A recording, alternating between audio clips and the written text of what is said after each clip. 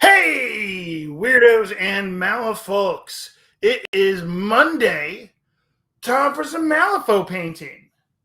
So, hi, those of you who don't know me, I am Doug, also known as Guslado in various locales and locations. Just going to modify my camera up here a little bit so that it frames up properly before we get too deep in. That's not good yet. There we go. Because just want to make sure that what we're getting on the actual stream there is as good as possible for you all. So I'm not painting off the camera. So hello everyone. I hope you all had a lovely weekend. I had a nice weekend myself. Didn't get much painting in as it was my anniversary. So, was busy doing anniversary type things. But, I am here. I'm ready to continue painting on this thing. That's totally out of focus there. I'm going to finish off today, hopefully, Deacon Hillcrest from the brand new Embrace the Ember box. Oh, thank you, Kimberly. So 11 years. So then I believe the plan is after I've got Deacon Hillcrest done, I'm going to be moving on to get going on Karis. Now, I obviously got started on here a little bit already, but really this is just, primed and then one coat of the Citadel yellow contrast paint, which is my favorite way to start out doing flames. So she's just started out, but Deacon I've been working on a little bit there. So let's dive right back into Deacon. So as you can see, we've got his cloak pretty much done. We've got his lovely pinstriping there. I even did, if you can see it there, I did my freehanding stuff on the book on the outside and on the inside using my Pigma Micron pens, and started on the flames. Now, at this point, he's very close to done. What I've got to do now is get the brightest points of the flame, super bright, maybe kind of pull it through some of the colors through there a little bit, and start putting a little bit of that the source lighting color on his face there. Because, I mean, as you can see, I've got, this bright light here. It's no different than a flame, other than it's not, this is constant, not flickery, but ultimately this is kind of constant here too. I've got the light cast onto it here. And so I pick, my face picks up some of the light from what you see right here. And so I've got to do that onto him there. I've already got a little bit of it onto his shiny shoes. For an object that's more shiny, it has a tighter specular highlight. The face is a little less shiny than, say, patent leather shoes. So it's going to be a little more diffuse on that there. So let's put on our painting glasses and get going. So, alrighty. I was going to grab my paints real fast here. Over the weekend, I joined the Cool Kids Club, and I got me one of those crazy vortex shakers. So if you hear this crazy noise, wow, vroom, vroom, vroom, it's, me using this automatic paint shaker thing, which I think is fun and crazy. And it shaves my arms and gives it a better shake. So just making sure these paints are all nice and shaken up.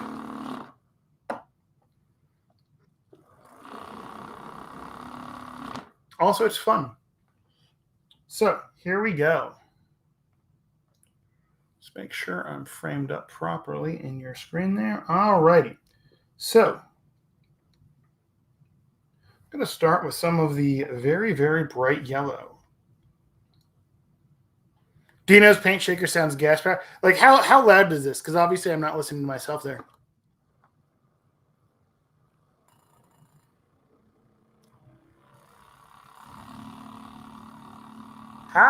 It's taken off. I'm excited for, my little paint shaker.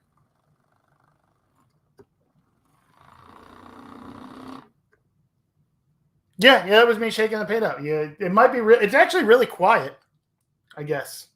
And then I can't help but, still try to shake it by hand because dozens of years of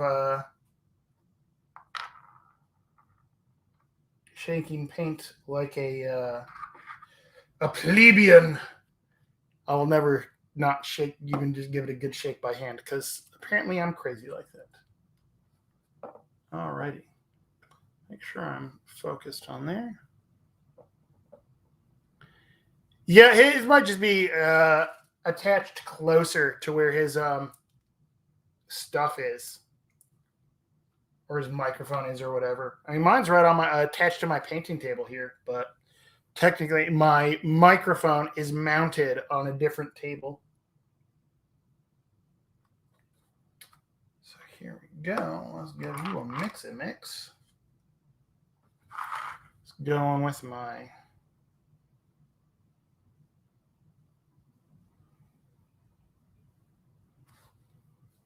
super bright yellow here. Let's see how that looks. Cool.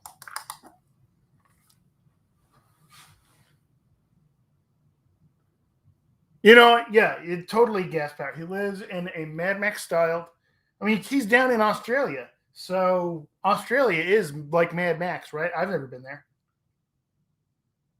So I'm okay with saying that he lives in Mad Max land.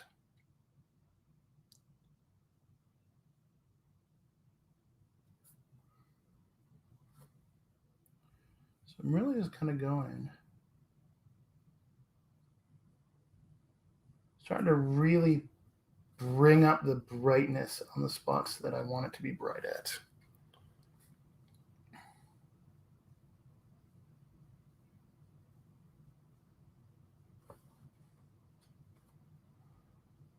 Because this is magical flame.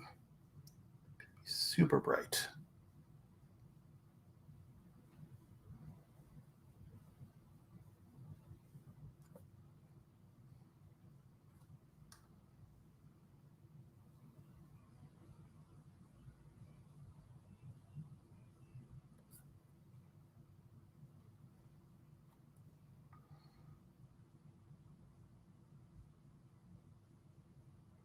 So I'm excited to get this guy to the table. Because him and new extra spicy Karis looks like a lot of fun. She looks extra spicy.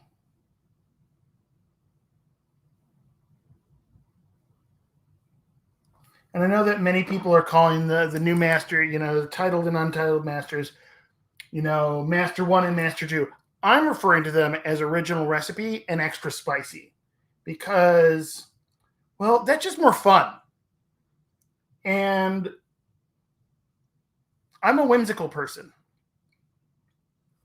And calling them 1 and 2, while it may be, practical or something, original recipe and extra spicy has more whimsy. And if you can't live your life with whimsy, that's just not fun.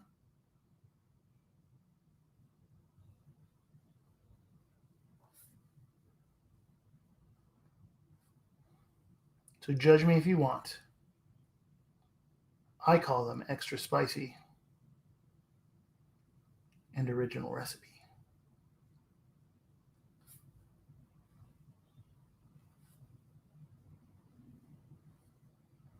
So what has everyone else been painting up lately?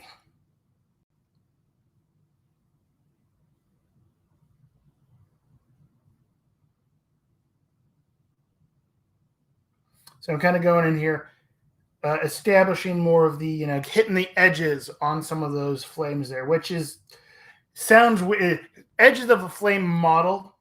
Because let's be honest, flames don't have edges. It's just, swirly, swirly.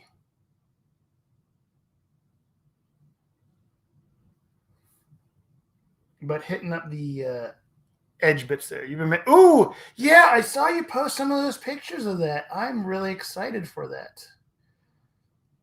I didn't end up picking that up at Gen Con because looked like that didn't end up being at Gen Con.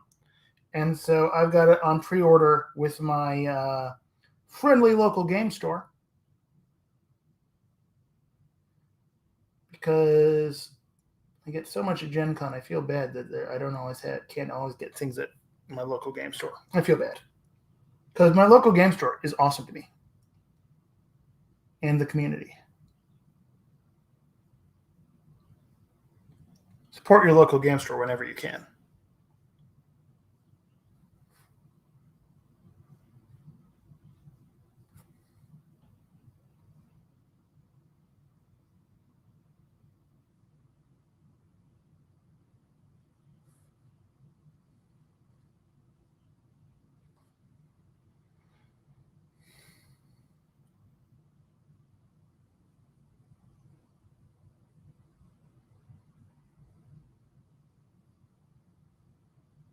There we go.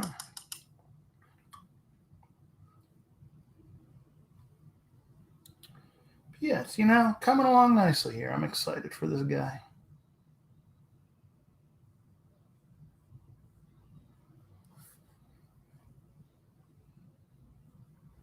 Don't really play Riva much because I've never been a big Rezzers player, but I'm going to have fun painting that.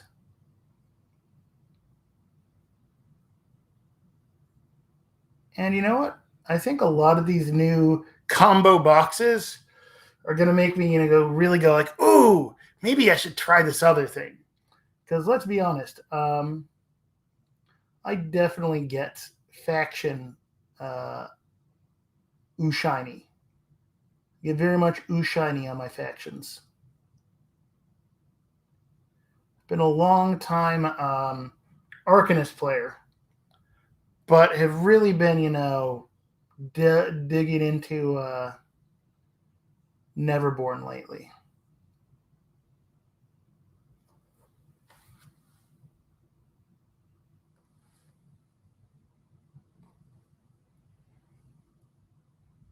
Because I just like the way, if you check out my Instagram, I've got posting up there of the crazy. Oh yeah. So the Realm Beyond box, I'm still building that. Lady Yume is a difficult, it has been giving me fits.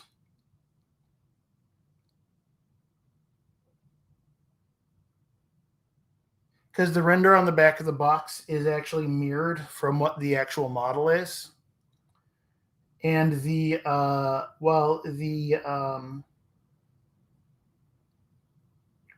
arms are numbered on the sprue. The instructions don't have the numbers on there. So I've been having I want to get the model right because I definitely I've got some Windgammon that definitely have arms that were installed upside down from way back when. And I didn't notice it until they were completely painted. But Lady Yume, I really want her to look great. And so I've been fighting with those arms. They've got very tiny keys to install them. Alrighty.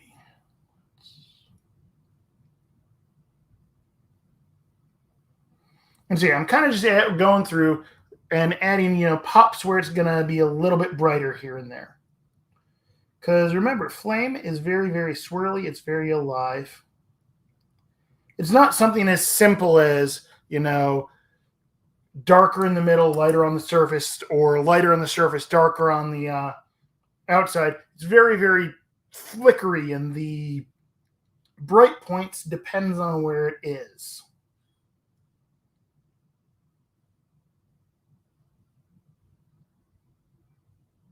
And so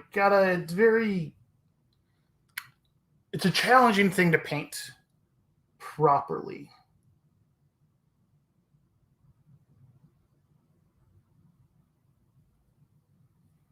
But ultimately, the important thing is that it reads as flame, even if it, isn't technically perfect. That's what we're going for. We're going for things that read proper.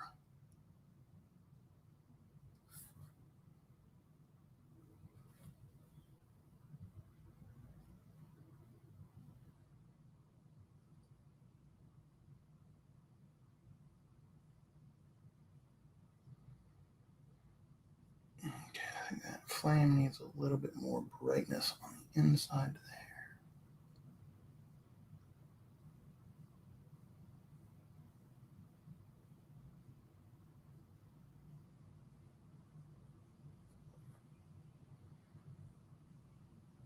Hey, Hanapi, how you doing? Oh, Hannah. Hanapi. That makes no sense. Hannah. Hi, Hannah. I can't words good today, apparently. Hi, Hannah, and hello. So, a painted fighter for the first time with Death Marshals. Yeah, it's. Did you go with a magical colored flame, or did you go with a traditional or kind of orange tones like real flames?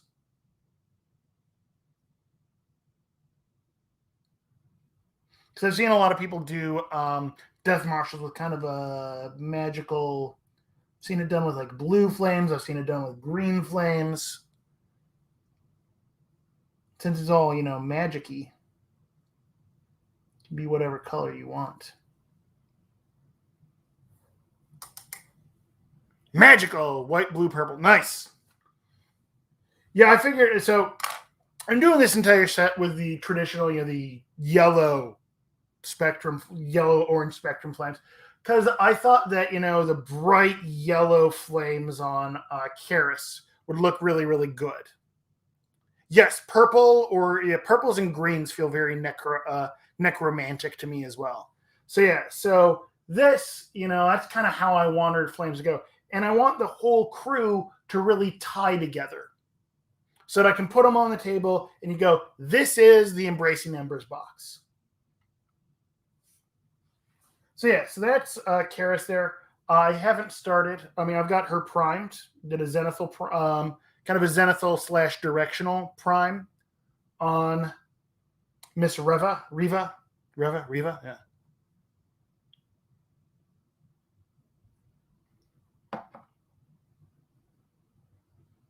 Yeah, so, all right. Just gotta. So, this is one of those ones where I really have to keep turning them around just to kind of make sure that the whole flames are getting that read throughout, that I have the heat, bits even. Well, I'll find a little bit here and there. And then I'm going to go back and start trying to glaze in some bright, the flame colors to his face.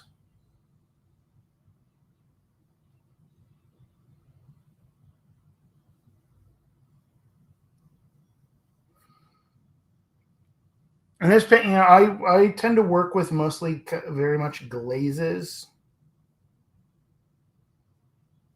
It's very forgiving. It takes a little bit of time to build things up then. But it's easier to add more. You can't add less.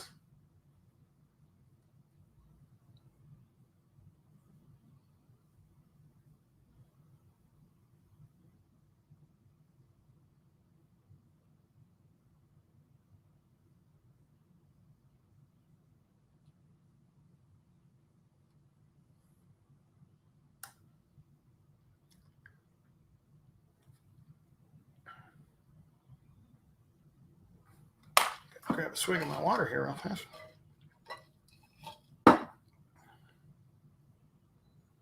Okay, yeah, that's coming along nicely. So, all right. Well, I think add maybe just a little bit of that orange will probably that bright orange right there. Oh, wait. Want me to? Yeah, I got my fancy new vortex shaker here. Ooh.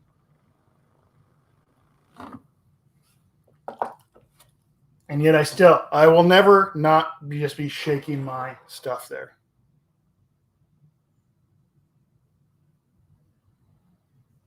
Oh, that's because Curses is probably either chatting with us from the YouTube or the Facebook stream. And it only shows up in the Twitch chat stream if it's posted from Twitch. Yeah.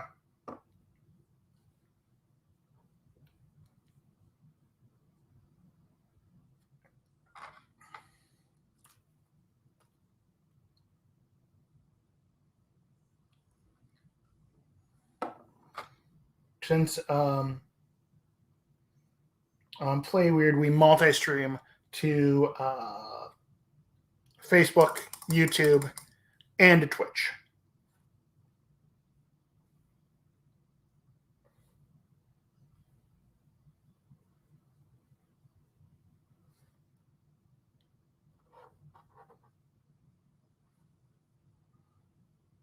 So I was kind of going in, and I am going to be.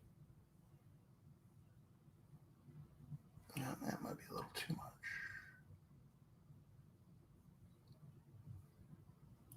Hitting the edge of the book in a brighter orange to kind of get that read of hitting the high points. And it's kind of hitting that, trying to lay in the look of the source lighting there. Going very gentle with it. Oh, hey, Kimberly, is it possible to tweak the cropping on my overhead camera here? Because what I'm seeing in the Ninja is a lot wider out than we've got on the Twitch stream there. Because I can always zoom in more.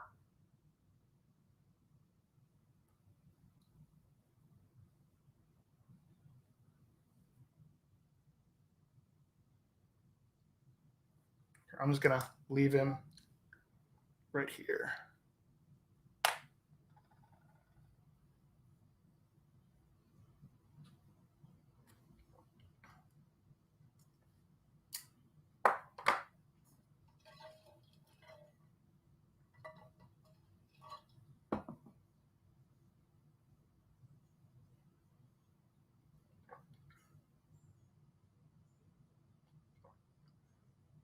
But the good news is, okay, yeah, it's looking like it's close. Yeah, yep. So we got a lot. So on what I can see on the Ninja thing, I can see all the way down to like over in my corner on my wet palette there. Good day. Hello, Forge Wonders. Yeah, so the way we do that is so that Wyrd is based in Georgia. So Play Wyrd is running it from the Georgia offices there. I'm based in Houston, Texas. We've got other days. We've got I think Ashenhold Art Ben is over in Scotland. When we've got Eleanor on, she's in Sweden. We've got we were talking about Big Dino. He's in Australia. I think Jess is in Georgia too. But yeah, Kimberly, it looks like basically we got it lets us all kind of stream around from around the world and all be really cool, get to stream for Wyrd there. I stream as Guslado, usually evenings, late nights on Mondays and Thursdays on my personal stream there.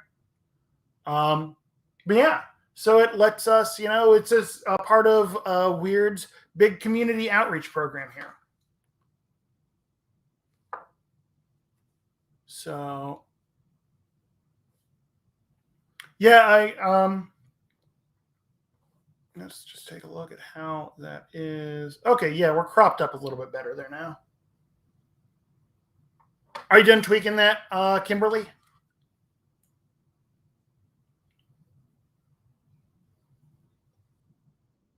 Awesome. On the good news is so far it looks like maybe my new better internet has avoided the rainbow scattering that I used to always get here, because that was super special. Don't worry, Hannah. I'll be here and I'll be painting. I'll be here until about till 6 o'clock Eastern today, so no worries.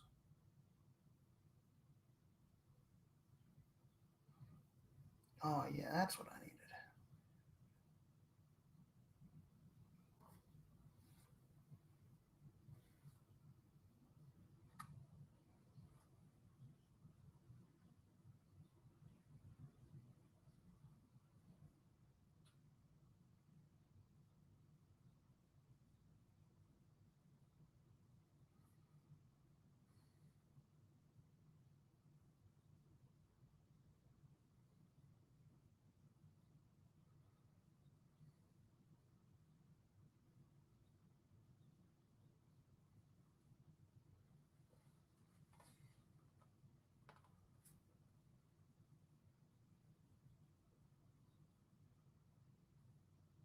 All right, yeah, so that's reading more as glowing book edges.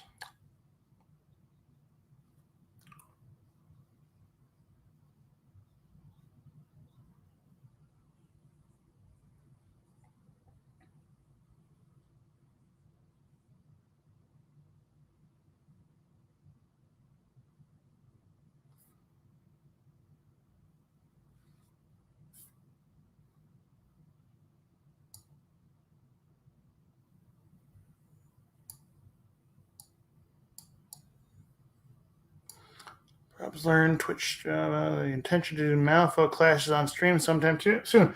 Oh, very cool. That would be awesome. I've been talking to one of the local guys who plays at my game store. He's been doing battle reports for various other games. And we've been talking about because I taught him how to play Malifaux, and he loves it, loves it. And we're looking at getting starting to do some live battle reports once pandemic's a little bit less going on, and he's a little bit more available because he's had some work stuff going on. But hopefully, we'll get some live game streams going on through that, and even talked about trying to get a setup for when I run tournaments, because I run local tournaments here in Texas once a month.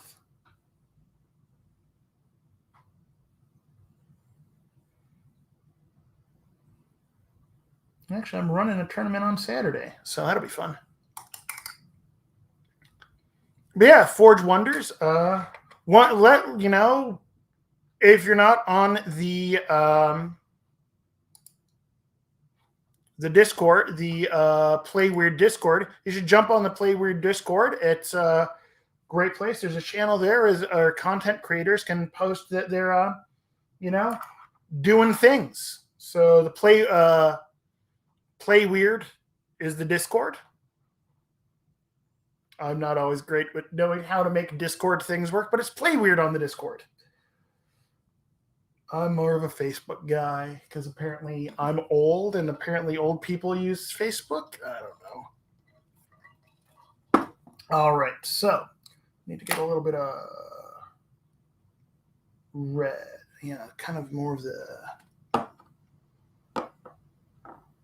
hit the deeper bit there. And, oh, right. Hit that. And I'm also going to shake up my red while I'm at it.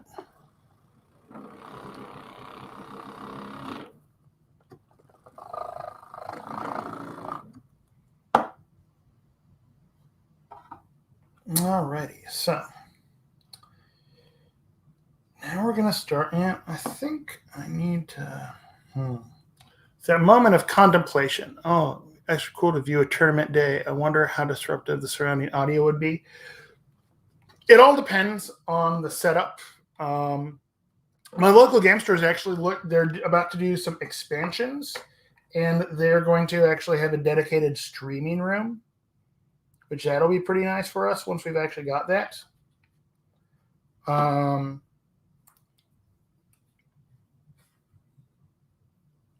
But I've seen at a lot of the major tournaments, you'll see live streams of like the top tables.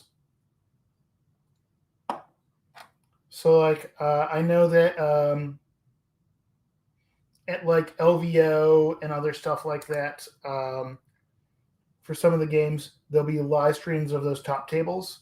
I'm running Malifaux at LVO again this year, so I'm actually gonna try to set up to do some live streams of gameplay at Las Vegas Open. So it's still a work in progress. I've got to make sure I'm able to get my rig on the road with me.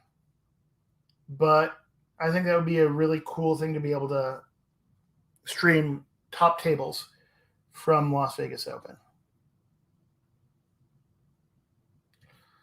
Now, what I need to do is, so I'm pretty much done on the fiery book there. And now I'm going to be, hey, you'll be there in Las Vegas Open, in Las Vegas. Well, make sure you stop by Malifaux and say hi.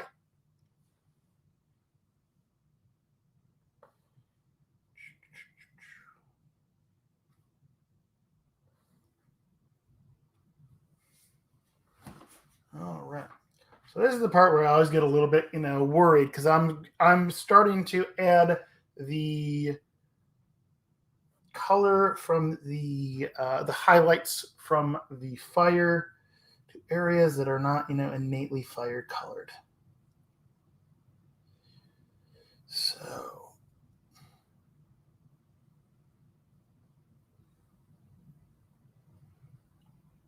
it's really trying to hit those with the bright oranges and stuff, just to really get it to read as highlighted by flame.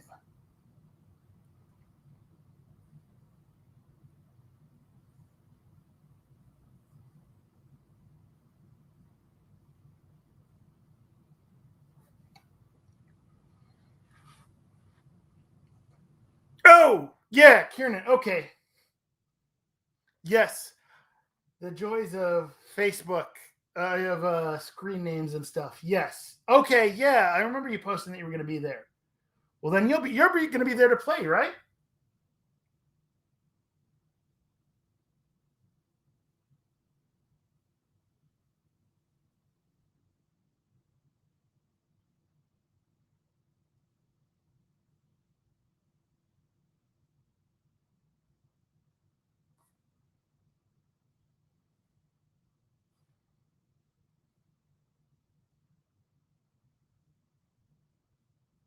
There we go. So it's really kind of just lightly glazing, a little bit at a time.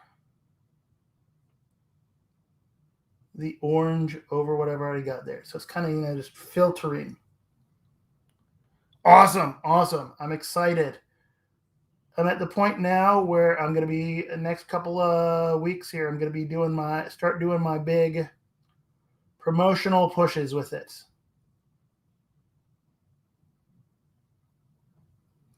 Try to get as many people there as possible.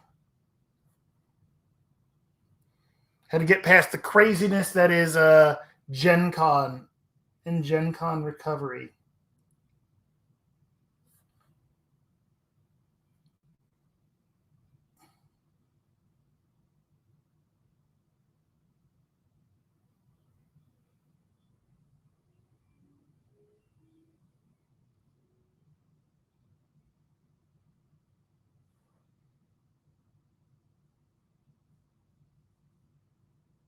So I'm really just going over and glazing his face orange. It's not looking great right now. We are re-entering the chrysalis of misery. Live at the Acropolis. Coming soon. We're re-entering the chrysalis of misery as I start to lay in, glaze in some object source light there.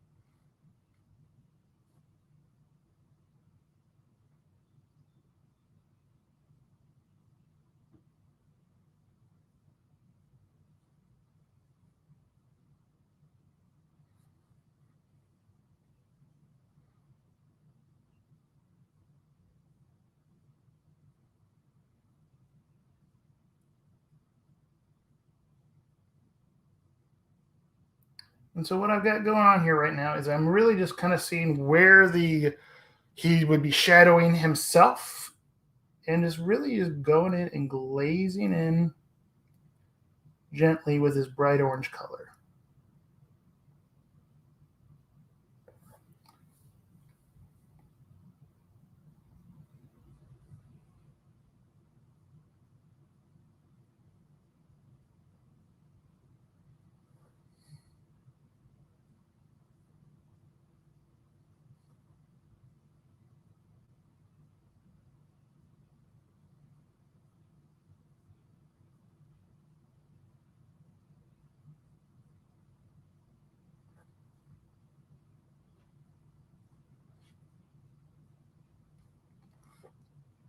Oh yeah, when I've done overlays myself, I've used Photoshop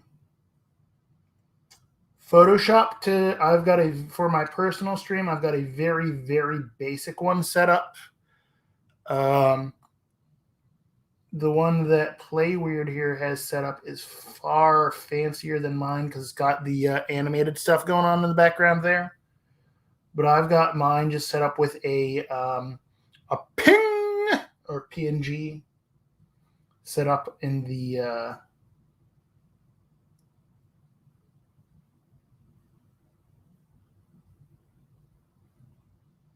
laying on the surface there.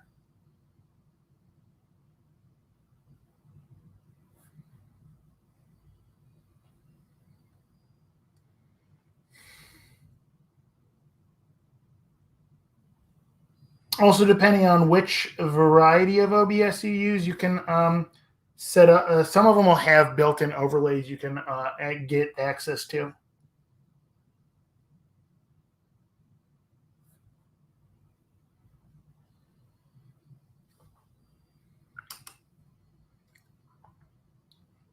But because I do a lot of graphic design stuff and video stuff, I've done for my personal stream, I made my own overlays. And these ones are obviously custom overlays that someone on the Wyrd team put together. I don't know who did them, but whoever they are, they look beautiful.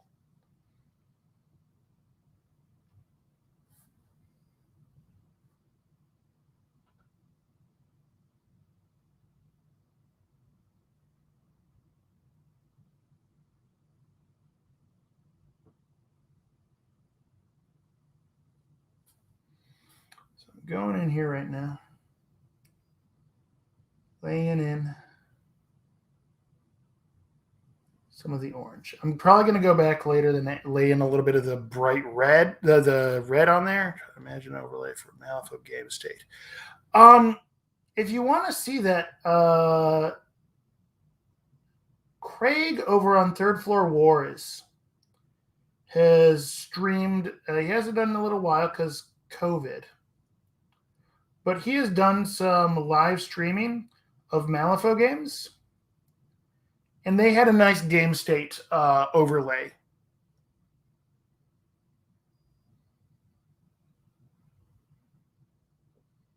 So I'm certain you could go check out Third Floor Wars. If you can't find it on their Twitch stream, the Third Floor Wars YouTube channel probably has got some of their older live streamed Malifaux games on it, if you need an example.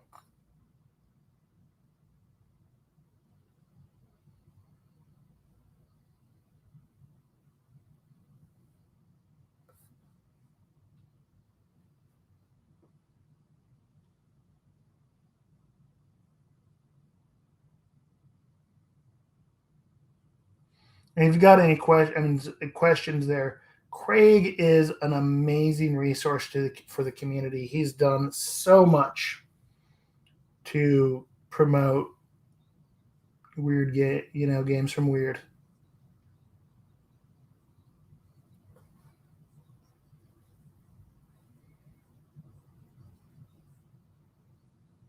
He's good people.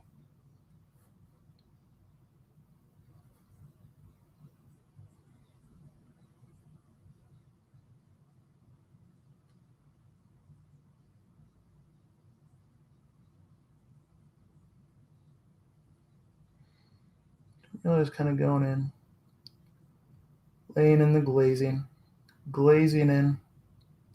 So as it gets farther away from the light source, it moves more towards the red hues. But if you go too red, it ends up just looking like it's painted red. So I go very, very subtle with that. The fade off I do a little bit rapidly. It may not be 100% realistic, but I feel like it looks better that way.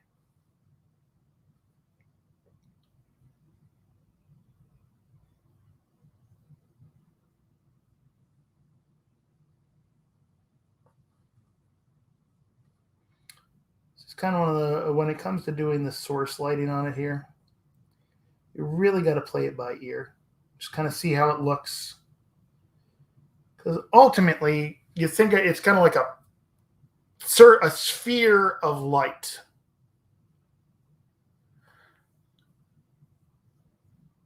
Oh, you know what? Craig might actually be Cadmus.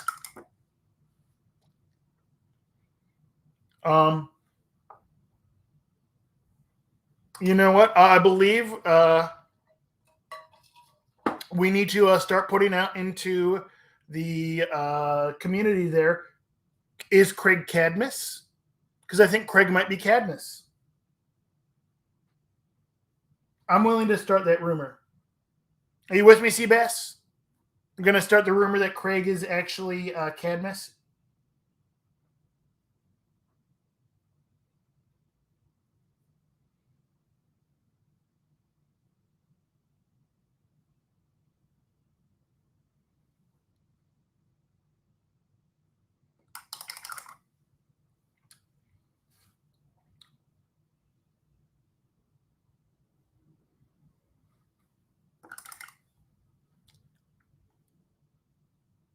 It warrants an investigation. Yeah, yeah.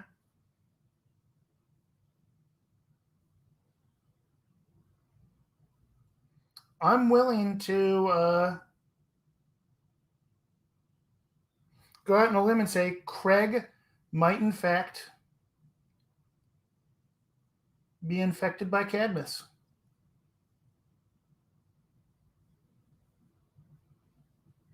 So I'm really going in and starting to hit some of the brighter highlights here.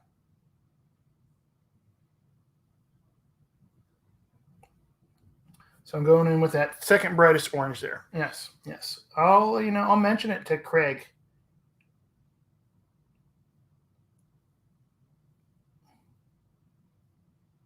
That I think he might be Cadmus. I think you're onto something.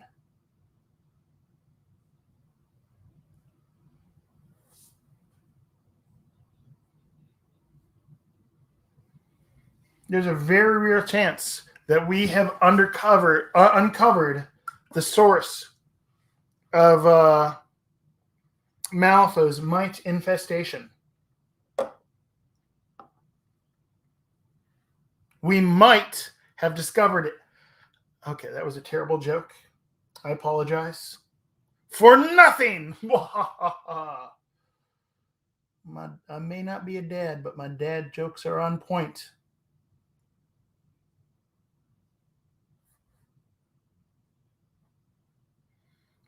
I generally refer to my jokes as uncle jokes because I'm an uncle. And uncle jokes are like dad jokes, only usually they got that little tinge of being slightly inappropriate.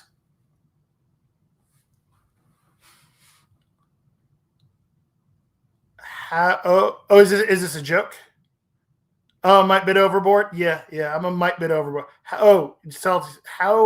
How does a non-binary Ronin kill people?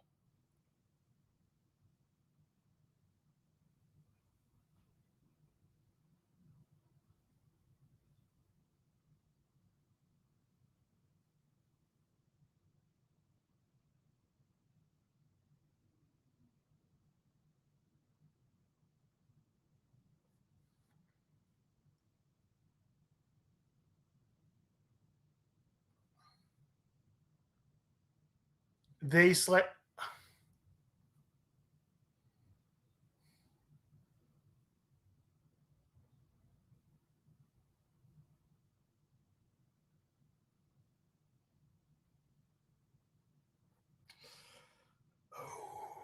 That's a groaner. That's a groaner.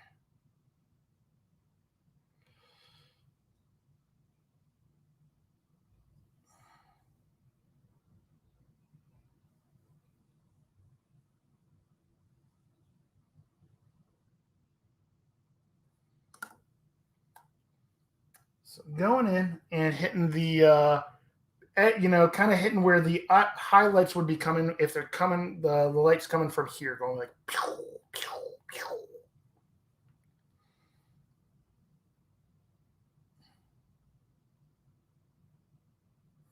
And then it with this bright orange there.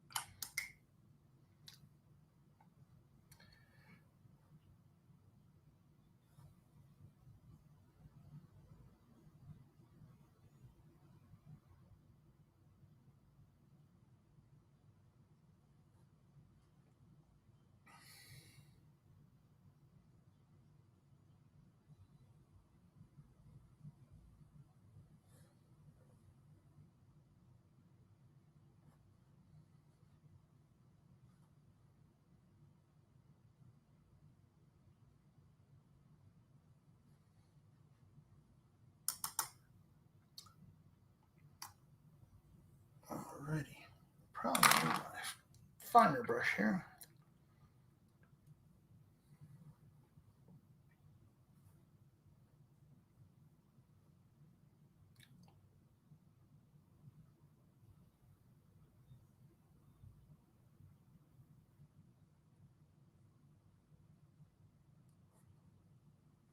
Getting that. It's kind of awkward to get into onto the side of his face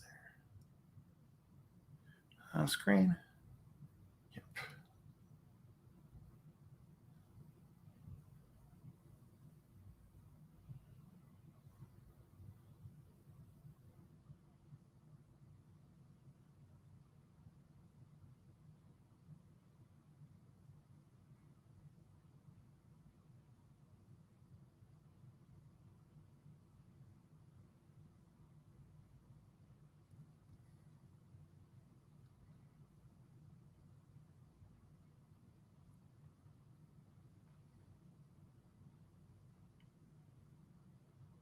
I actually use for my mini view here. This is my overhead camera here. I use a Canon Vixia HF-R70. So it's actually a camcorder, which allows me to, I can go yoink, yoink, yoink, yoink.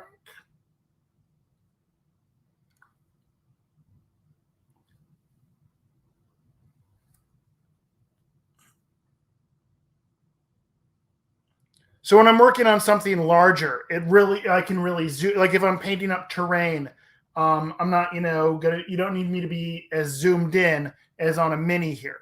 So I've got over on my, the one where you get to see this lovely mug.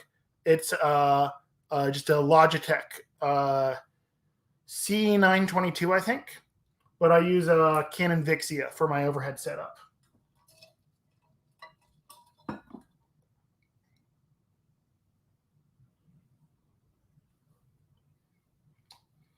I found that a lot of times webcams have a hard time doing autofocus, especially on minis. So this I can, tweak the autofocus. So I've got an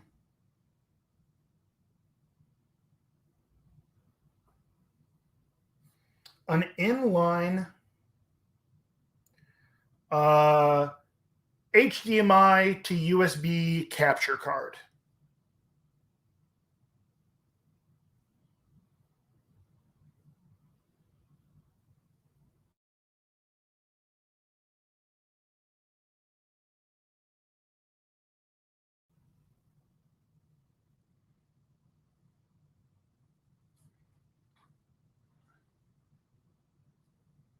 So yeah, it's an inline, and then I've got, so basically from my camera down to the card, I've got an HDMI cable, and that basically it's something that converts HDMI to USB, and I plug it into my computer.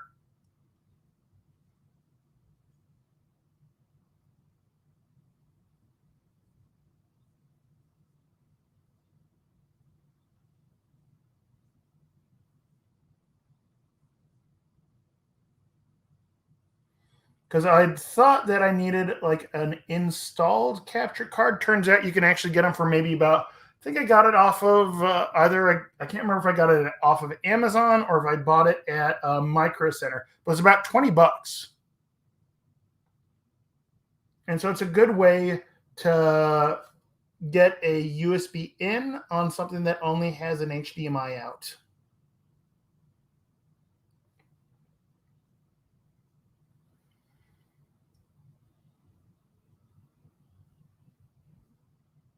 And I was worried that it might have been the reason that I was getting, being the only person with the rainbow vomit. It was, I used to get from your phone, talking my camera. Yeah. So it's Sony, so it's a Canon Vixia, kind of their mid-tier range on it.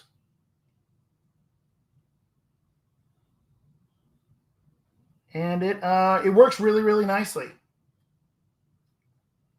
I got it so that I could also use it for various other things. I was originally going to use it for recording some hobby demos, which I've just never gotten around to editing. But it's a versatile little camcorder.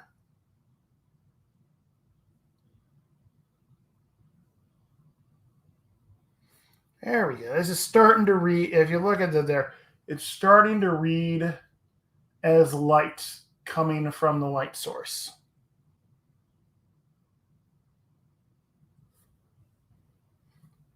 And I'm doing this with very, very thin glazes because it's really easy to overdo this. What's the battery life like? I don't know. It's plugged in right now so that it doesn't go out. I think if I unplug it, it usually says it's got about 3 hours of battery life. But if I'm streaming, I'm able to just have it plugged in. So y'all don't see over, in this area of my, off camera here, I've got a bunch of, power bricks and all that stuff. And everything's all hooked up to battery backups and everything.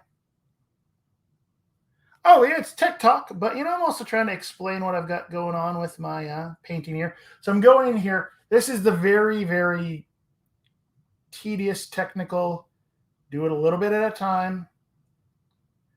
Very gentle glazes of doing the source lighting because it's easy to push this really far, really fast, and then it looks really, really, it suddenly stops looking like, it just looks like then, oh, his face is orange, not his face is lit by the light. And so it's what I've been trying to, get here.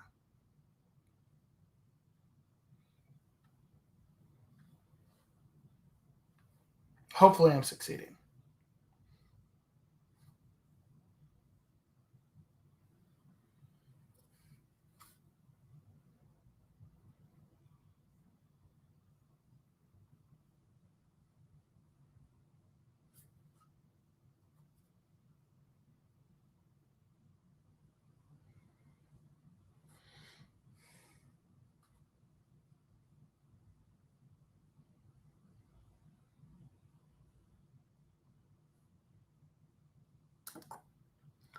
I originally got this set up also to back a while ago. There was I've been doing a bunch of hobby hangouts online.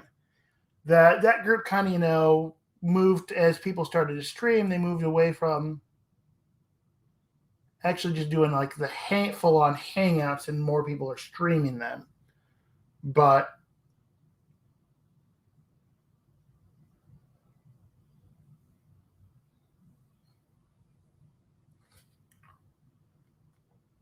yeah, but I like that, if you watch, your normal webcam doesn't. I do the dry brush technique sometimes, but I found that because I'm going over, I've got a lot of different kind of ranges of color here. Go from the white shirt to the dark thing there, all of that. Going with glazing to do this kind of ties it all together better. And then if I'm doing object source lighting on where I'm just kind of, it's a tiny little thing, I'll do dry brushing. Or if it's a terrain, I'll dry brush the object source lighting.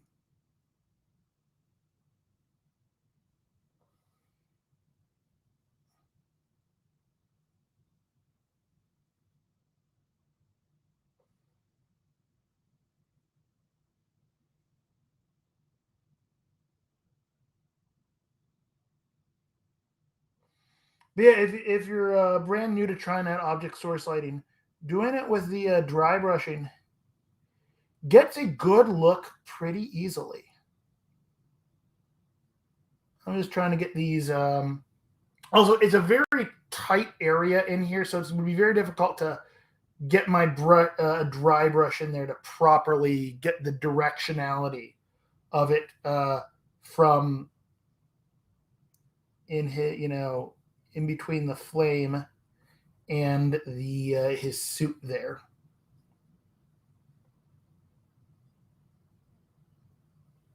As you can see, I'm doing this weird reverse brush grip here that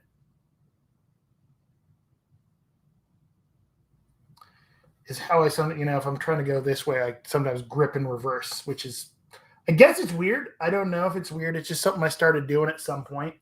I hold the brush backwards like this sometimes if I'm trying to get into an area there.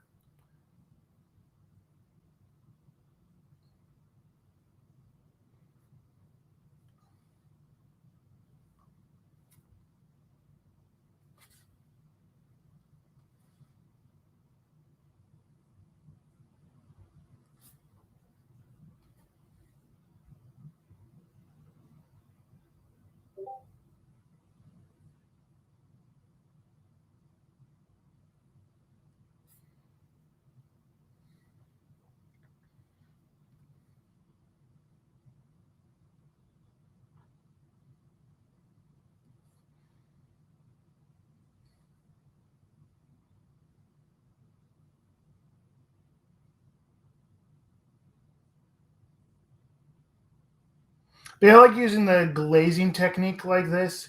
Gives me a little bit more control.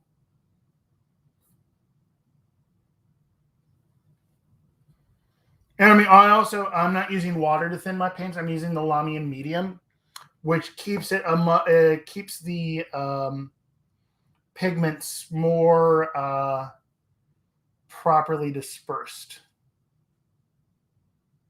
Or basically it's like thinning your paint with clear paint.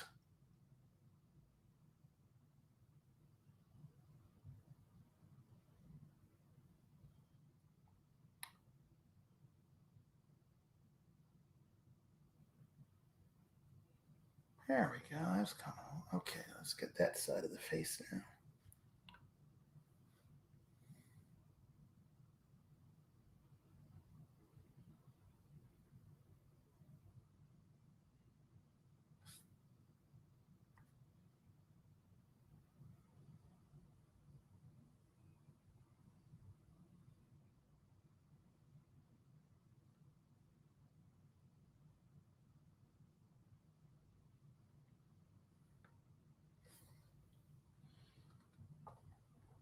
So one way to kind of tell how well it's reading or not is I'm going to do something here. My screen is going to flicker for a second, but let's make sure I'm focused on him. I'm going to turn out my light there.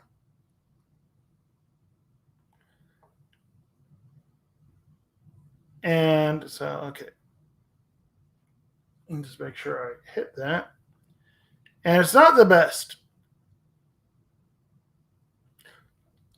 Because having that light helps get the focus on there. But you can kind of see how it's reading his flame a little bit more. Having the light helps the camera focus a little bit better. And so my painting area is absolutely flooded with light. But when it comes time to actually photograph these, photographing anything with like a object source lighting, I like to photograph it on a black backdrop because then you really it makes it really, really pop.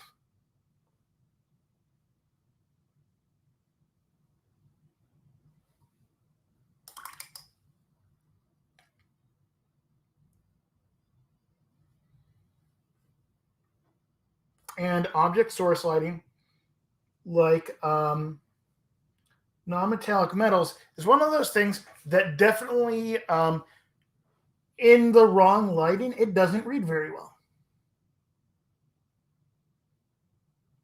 But in the right conditions, it looks so very, very cool.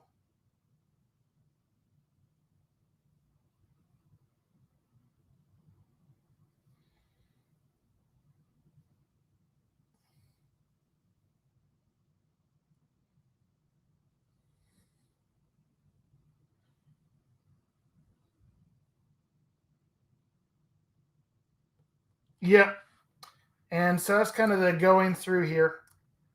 And I've got the nice OSL there. I'm going to go crisp that up.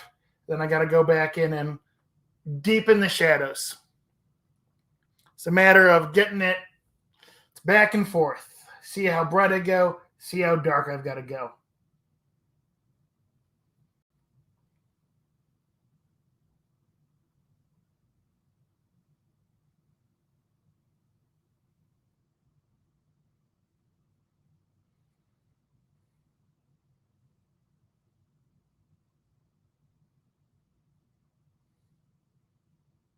And then it's also the knowing when's enough, when enough is enough, because it's also going with this is a tabletop miniature, not a full-on display miniature. Which, I want this one to be able to, put on the table and play. And there's a certain level that I take it to if it were a competition miniature as opposed to a tabletop miniature. It's that walking that line.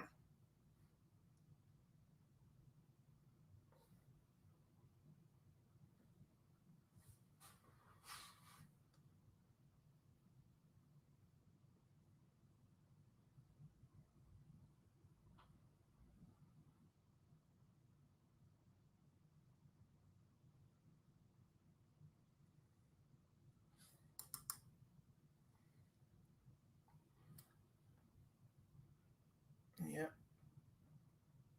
So I need to actually go back in. I think on his face, because most of his clothes is reading pretty well. That needs a little bit more of.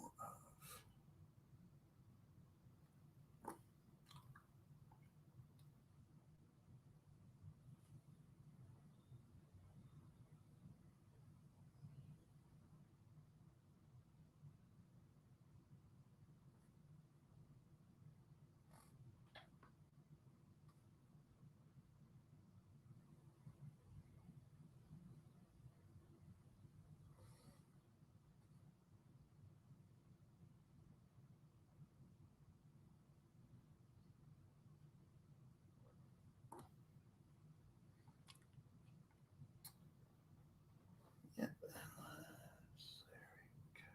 Come on, buddy.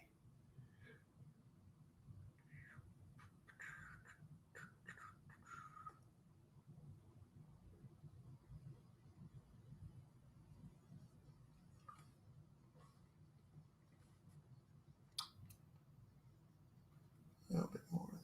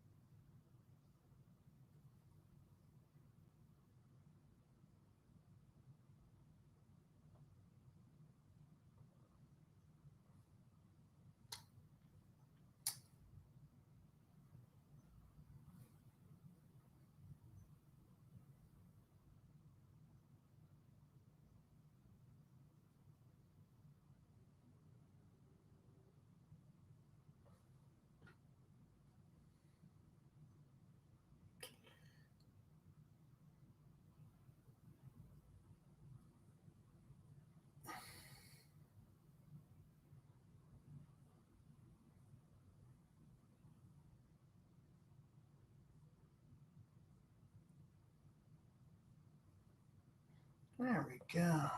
It's coming along.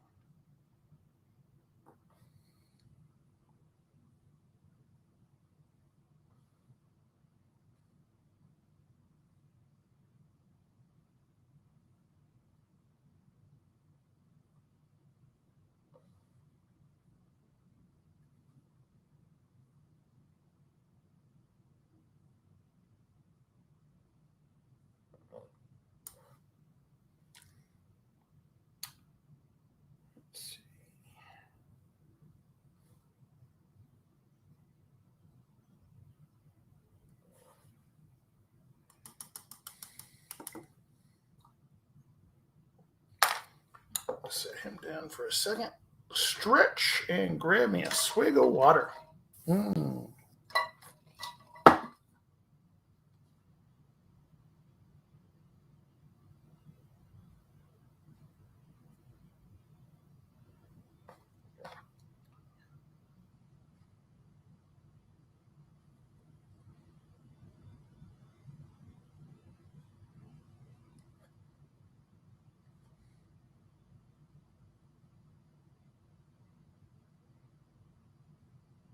So is anyone else taking a moment to stretch is super important. Stretch and hydrate. Got to stretch and hydrate.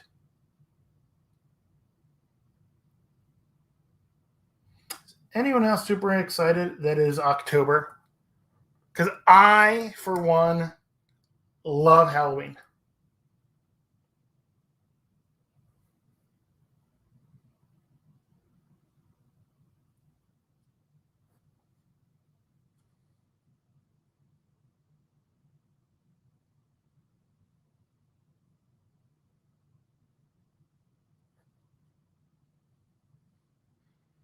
Yes.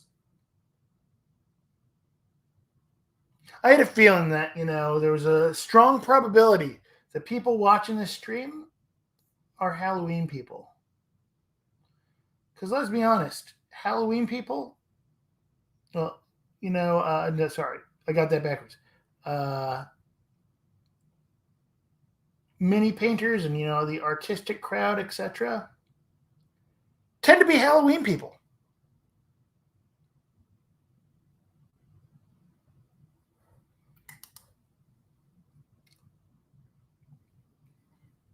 Oof, I got to do something to his fingers here. His fingers look not happy times. Get those, fix those up, and get those highlighted properly.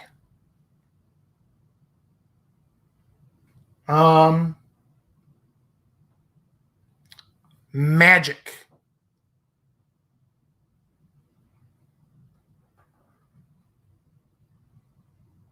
Oh, is that a joke, or are we going for more of our bad dad jokes here, or is that a logistical question, Jay? I missed the original question that you put. I only saw Seabass's response. If you didn't turn in earlier, we were telling really bad jokes, mostly involving the theory that Craig Shipman is actually has been infected by Cadmus.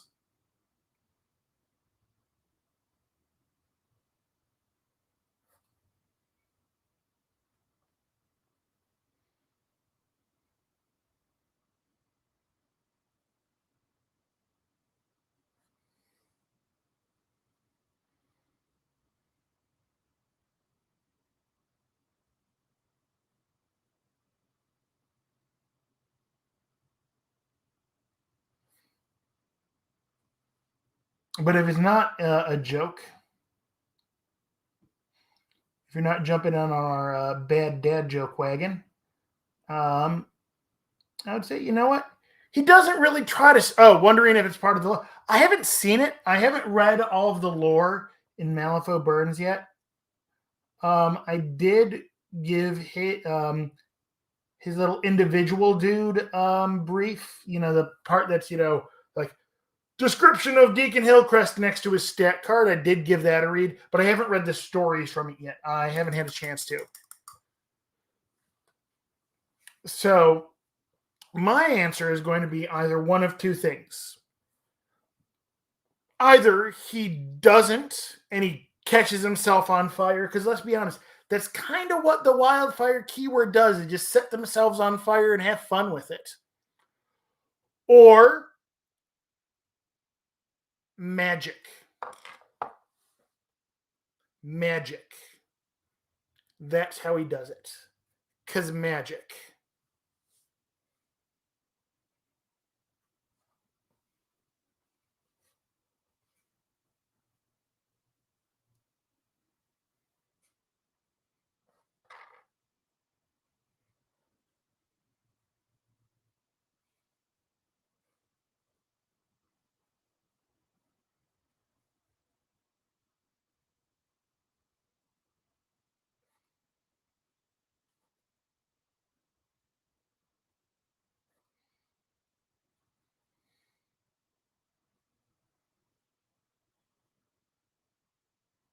And if you look at a lot of the people in the oh, he's a real firebrand. Oh.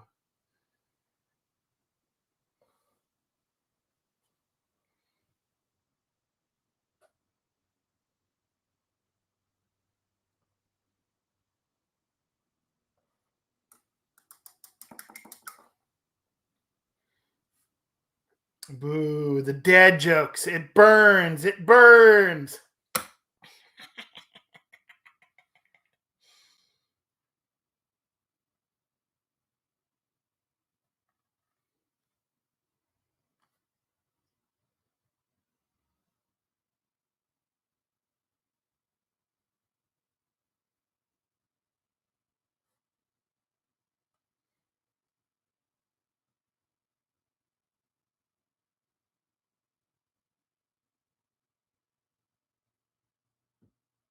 Yeah, I love this box too. I think of all the models that we've actually either seen, the render for or actually the real, um, any of the models that we've seen, renders or, the actual physical model for. I think this box is the one I like the most. Uh-oh, what is the real reason Seamus and Molly broke up? I might regret this.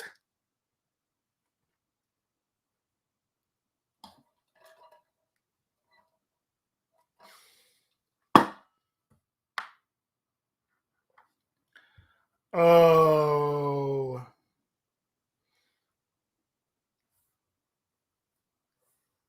Yeah, it reminds me of my favorite, necromancer joke. Oh, it's hard to raise a family. Well, not if they're buried close together. Yeah, that's terrible.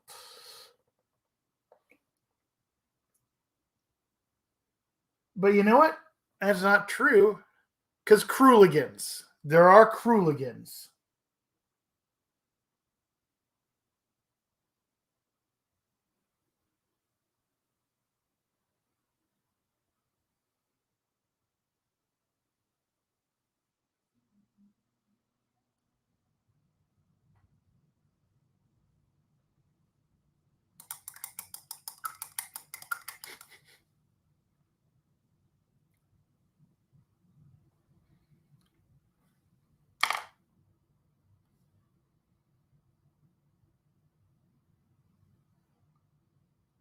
So I think Deacon Hillcrest is at a point. Oh, there Molly's keyword. Well, she just had to raise them by herself. So I think I've got Deacon Hillcrest at a point where I need to just take him, set him aside, come back and see if there's any spots that aren't reading properly. So now I'm going to come and grab Karis. And so what I wanted to do here is I need to take a look at this. So this is just the base where ultimately it's got all of the flame, her flame swirl is right over top of all of this. And so I really wanted to, this is just based with the, where to put it, I did a Zenithal Prime on it, and then I hit it with the End and Yellow contrast paint. And so,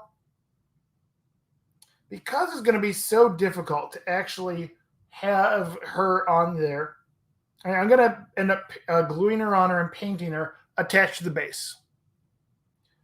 But I wanted to at least start getting some of the paint work on here before I laid her, before I glued her on. So I needed to hit it with the that first. And now I'm going to go and I'm actually going to do, as we said before, the dry brush technique here. So we got this here.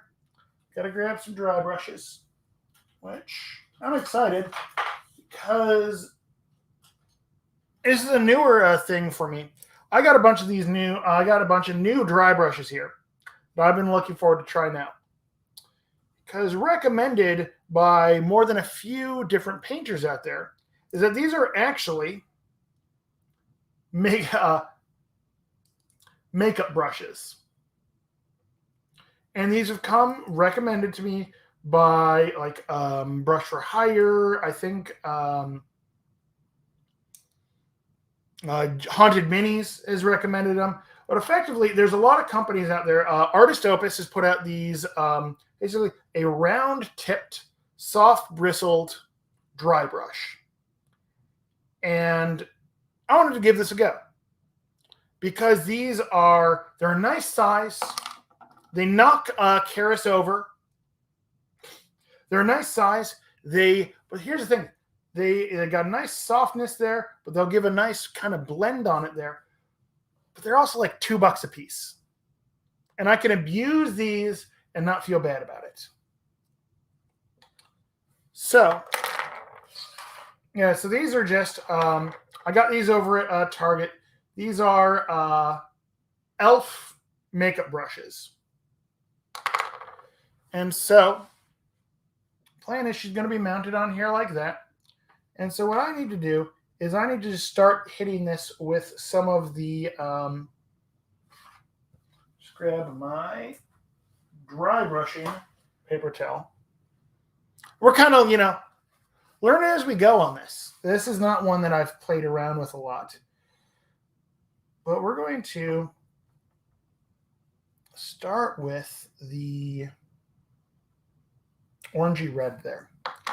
So let's go with it. What was that? Yes, I've got that. I've got that. I've got that. All right. So I'm going to be using the Phoenix Red here.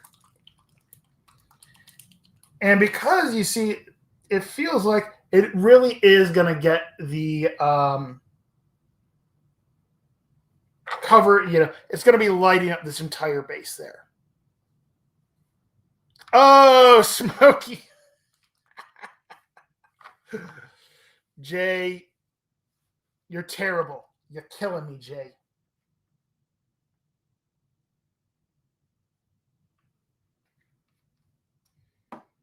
And so ultimately, I'm experimenting here. It's going to be a bit of an experiment. Here we go.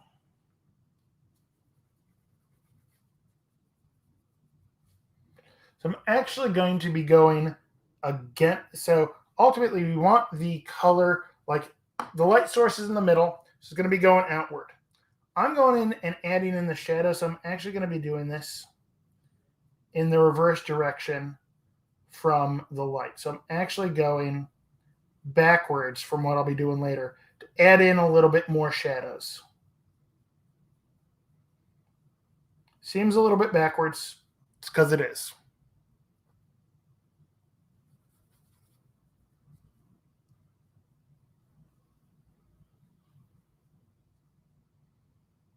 Working to add in a little bit more of those shadows there. Just wanted to go in the opposite direction that I normally would go to try to get a little.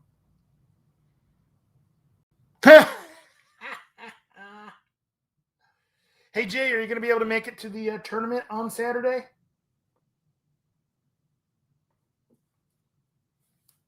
All right. Yeah, that kind of added in a little bit more shadow there. We really darkened that down. I'm okay with that. So now I'm going to go with the Fire Orange and start going in the proper direction here. You are sweet. I'm very excited. Should be really good. We've actually got a guy coming in from out of town. Those of you in the Malifaux community might know John Goldborn. I'm excited. He's coming to Houston for the tournament. If you've been around the Malifaux community much at all, you've met John Goldborn. He's good people. And so, as you can see, so source of the light's right here. I am going one direction away from the light. And I'm really doing it very, very, a little bit heavy here. I'm okay with that. Yeah, I like this. I think I really like using these.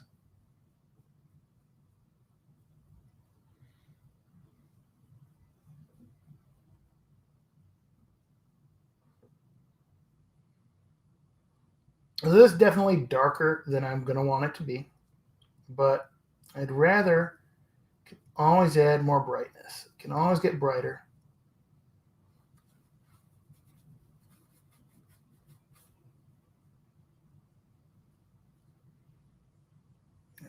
I probably need some yellow there too. Let's go with my marigold yellow here. Oh, Mr. Goldborn is super awesome. I love it. He's a good people. So, I mean, I see him every year at Gen Con. He came to LVO last time we had it. And so, okay, I'm going to move actually to a smaller size brush here.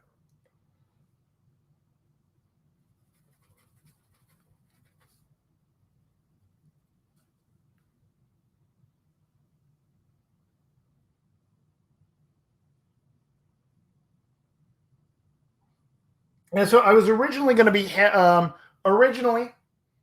was actually supposed to be hosting this last weekend. It fell through a Malifaux GT in Houston, but unfortunately, due to its close proximity to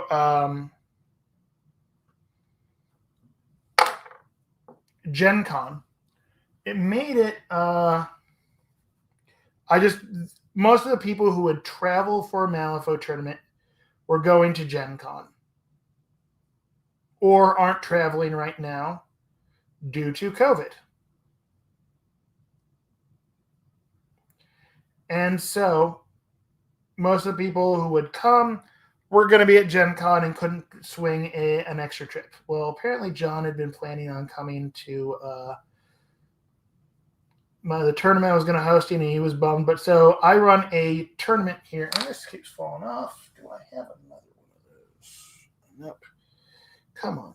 Stay put, Mr. Man. There we go.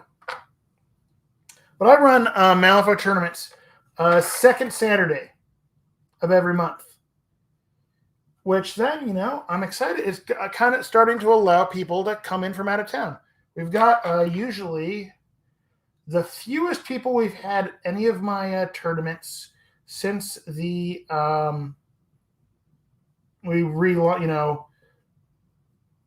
since the rise of COVID has been 10 people. So we've had between 10 and I think 15 people at all of the tournaments, which is really, really nice. And so, yeah. So we'd Hannah had asked earlier about doing the dry brush method of object source lighting. That's what I'm doing here. I'm going to need another. Well, let's go with it.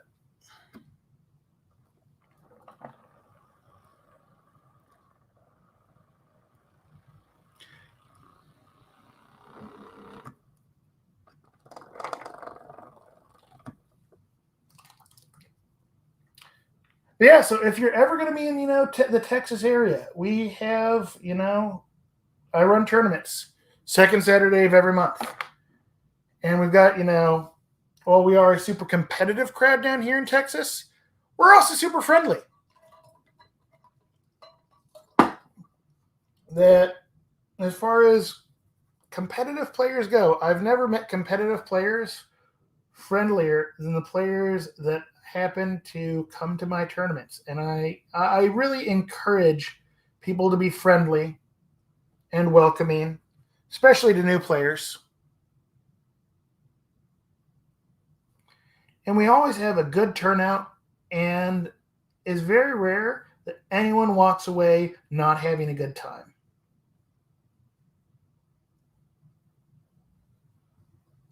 So here I'm just going to, starting to see.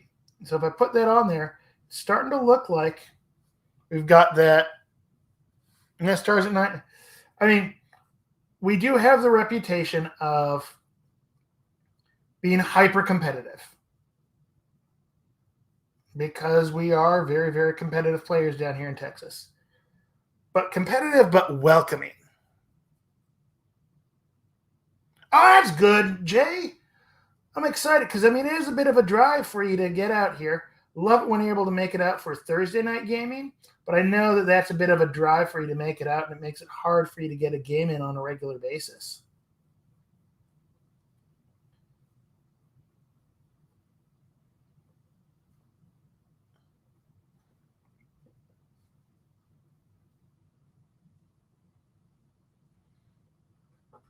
Yeah, my sticky tack keeps wanting to pop off this cork here.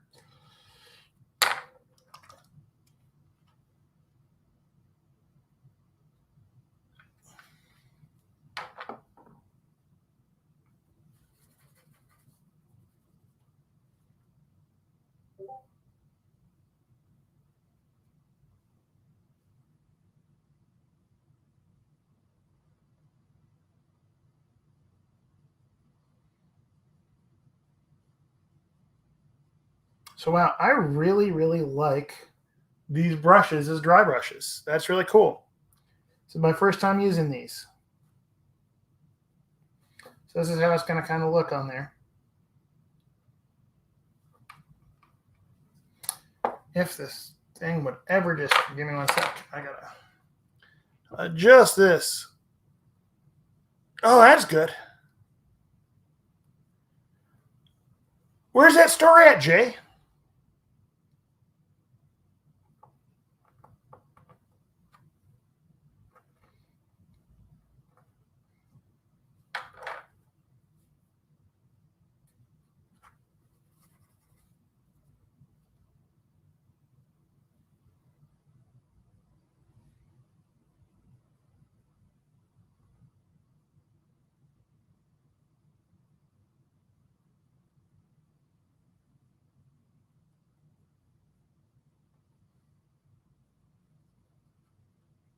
Greenville. I don't know exactly where they.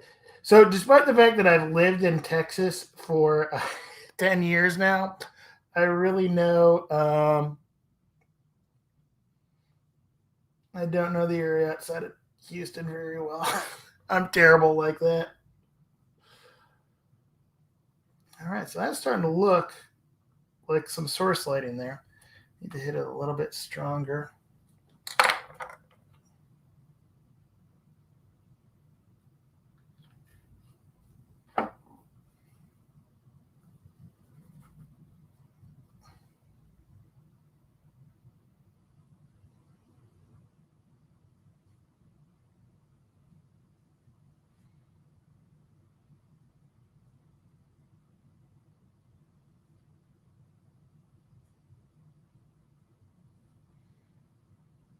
Okay, that's starting to look cool.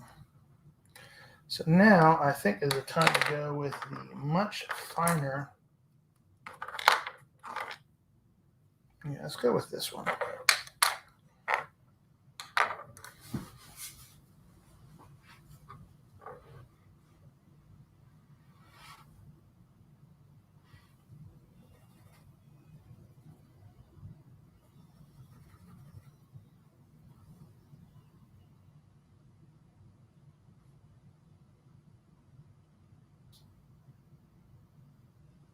Actually, I think I might need to use this one there. So this is kind of, there's going to be basically a circle right here.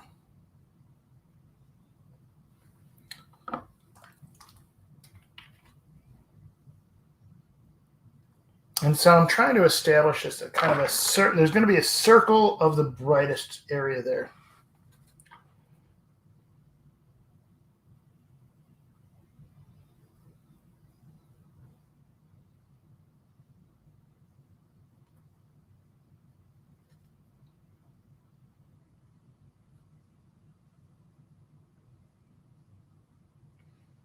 Trying to keep it directional. So if you dry brush in the direction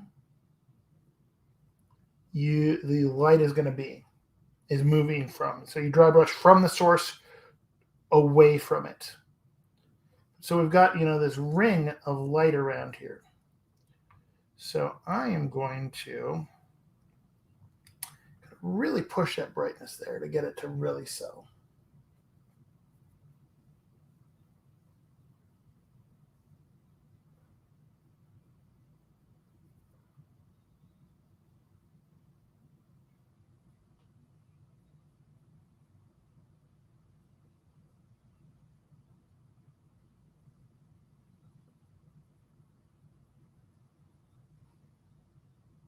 And like everything else, I'm doing this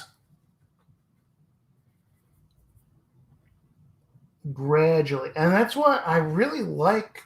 This is my first time using these new dry brushes that I've got here.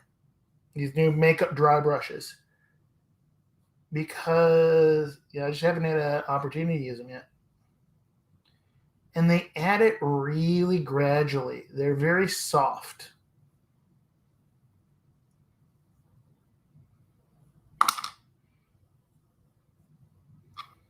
And so, if we look at that there, we can kind of see where it's going to be.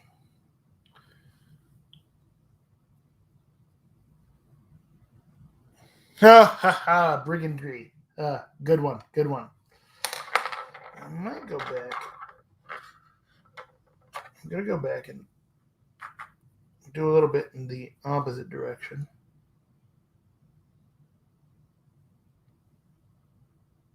Reestablishing the shadows a little bit more.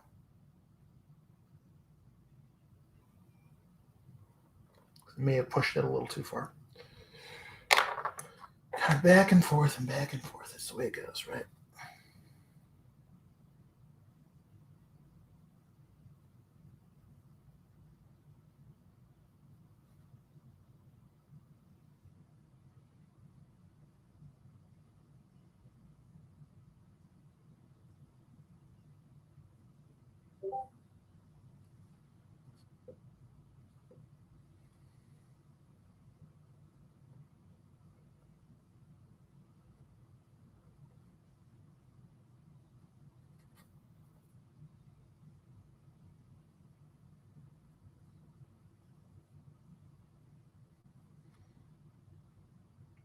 So now that looks pretty cool.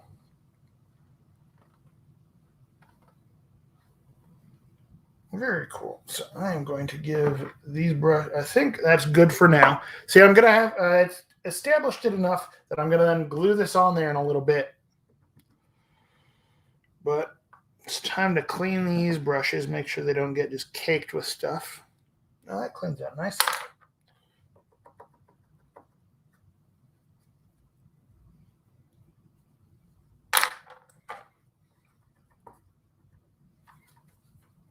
But ultimately, if I destroy these brushes, because these are, cheap little $2 makeup brushes, I don't feel bad about it.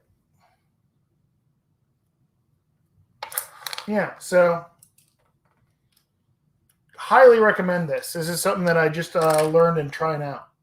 So I am going to, because it really helps my brain to see the result. I'm going to actually go in. Ooh, well, let's see what she's got. So into the artwork here, she's got red. She's got a metal. Oh, sorry. Let me make sure I'm on camera there. So she's got the red cloak, the metal breastplate. Looks kind of like brown pants. So I'm probably, because, I hate myself, going to go with try for a non-metallic metal.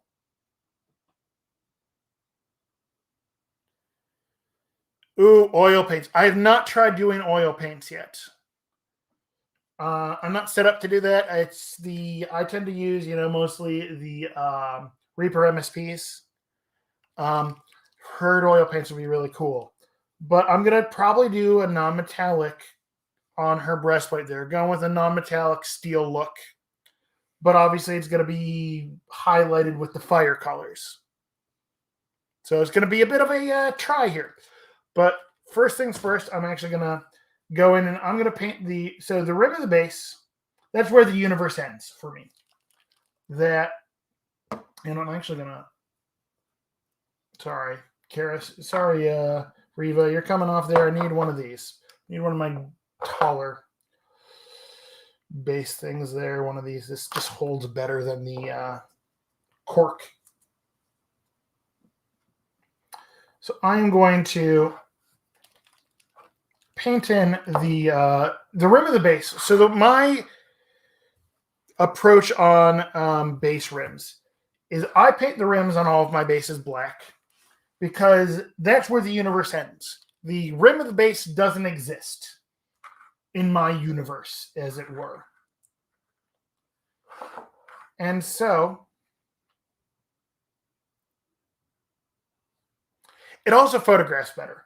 I know a lot of people like to paint their models with like faction colors. I don't like that for bases. I feel like it pulls focus. And so I go with black rims on the bases there. So I'm just going to go in and re-black this base. Because I can, go.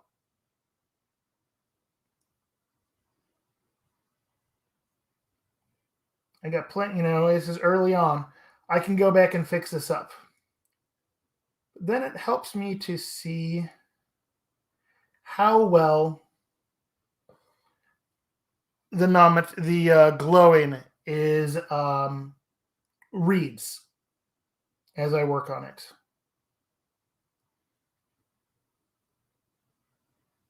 Yeah, and that works. It's like when it's like bright red for guild, or green for rezzers, or blue for the arcanist. I don't like how it looks. And I know it's a hotly contested thing amongst people that, for, tabletop miniature, they like to have it match their faction color. It helps to show what they're working with there. I just like it better when it is black around the rim.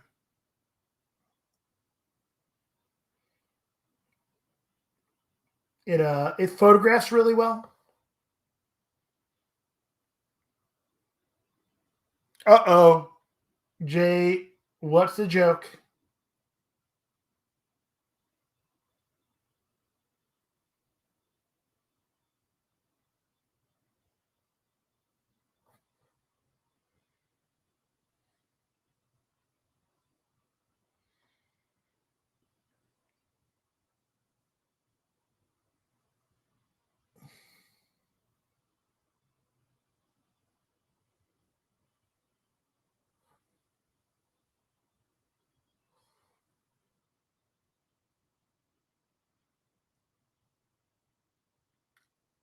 Okay, Jay, how do gremlins flirt at the bar?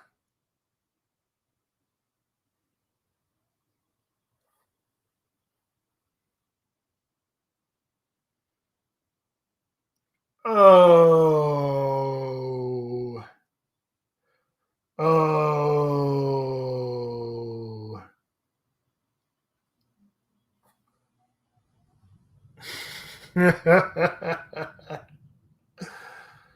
Oh, Jay.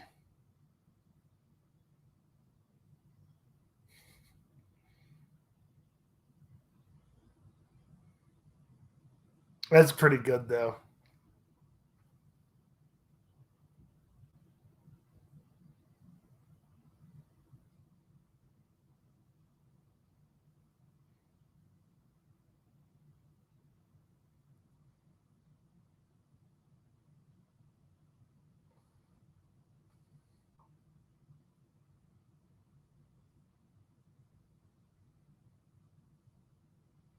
So while I may be playing, this is definitely the pun stream. There's nothing wrong. Eleanor is missing out. I know that Eleanor mentions frequently that she really, really likes puns. Kind of sad she's missing out on this one then.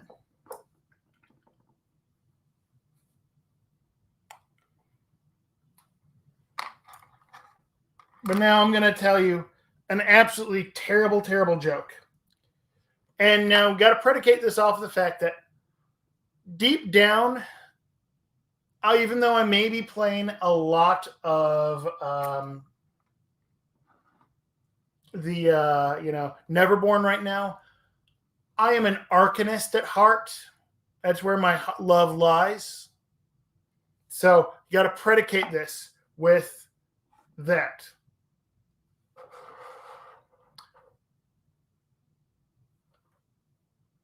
And then, no, this isn't a bad pun. This is a terrible joke. How does an arcanist keep you in suspense?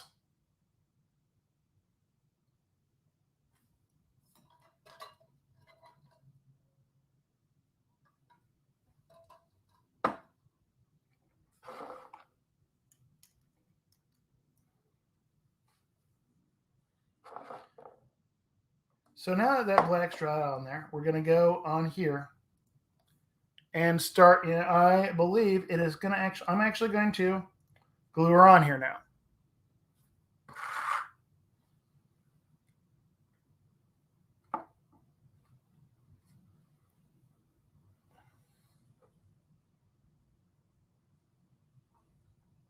Yep, I think that'll work out great.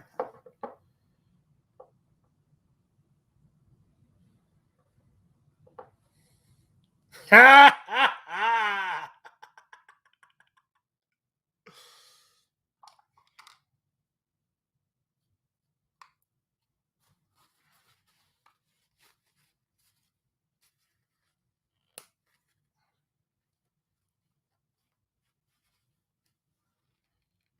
And my super glue is stuck closed. Alrighty. One moment. I need to grab my pliers.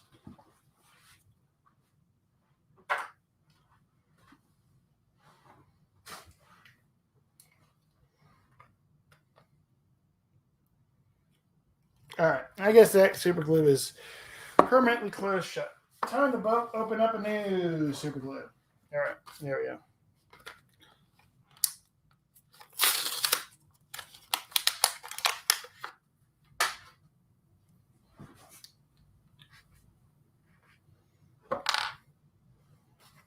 So now,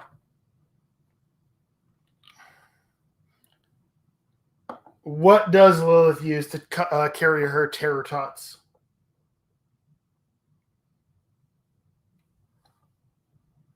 I'd say nothing right now. She's trapped in Kythera.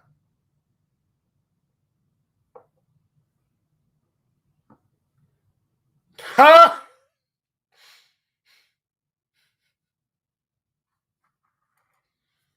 Hate you a little bit right now, sea bass. Hate you a little bit.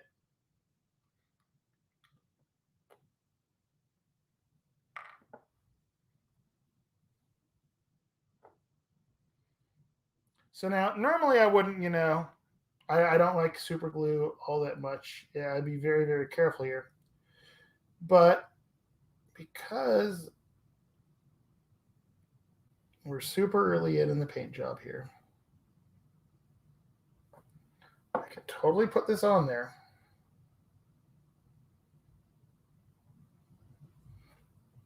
And not worry about it fogging up a little bit. Because I'm going to have to go back in and touch it up anyways. And I'd rather get this nice and firmly attached.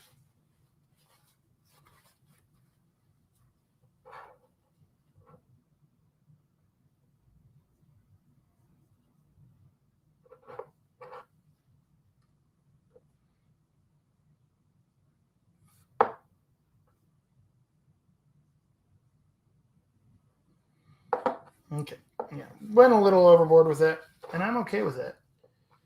Because there we go.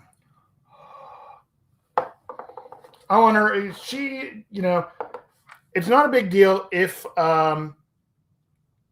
you're using it on attaching a plastic model to a plastic base. You got to do that when, before it's painted. I use resin bases most of the time. This one here is actually, what did I just do? Oh, I just unscrewed that. Oh, that's good to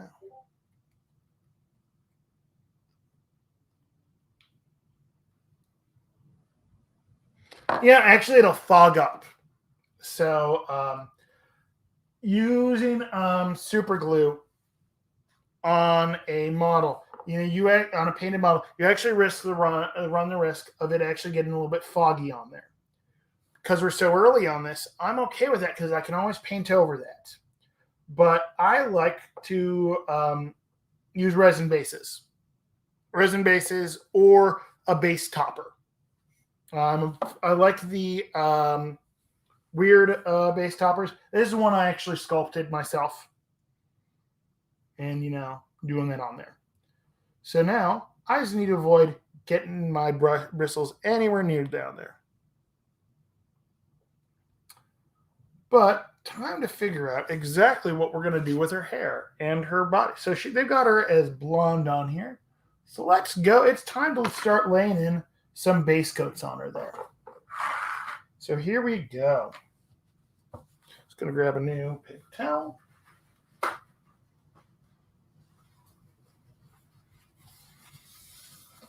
And let's start working from the inside out here.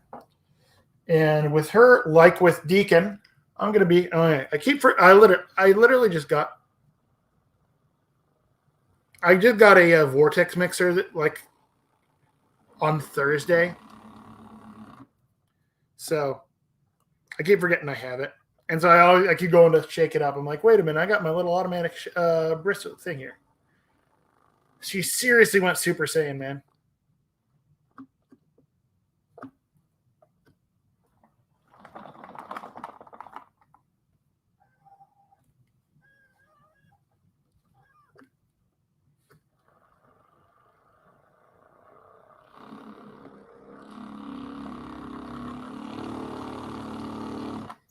I don't have any meta mixing balls for it yet. I need to get some of those. But it still helps out. All right, so here we go. I'm starting out actually going really dark with her skin tone because I can always go brighter. And as we saw, the darker your shadows are, the more room you've got to go up towards the highlights from your light source. So here we go.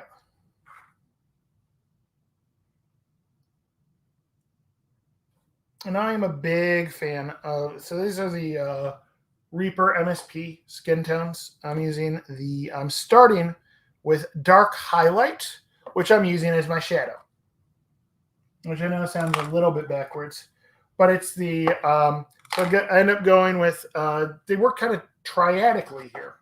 So I go with dark highlights for my shadows, then tan shadows for my midtone, and then tan skin is my highlight. It's one of the reasons I really like the Reaper MSP skin tone triads. It's because I can go anywhere, any three in a row along it work really nicely for skin tone triads.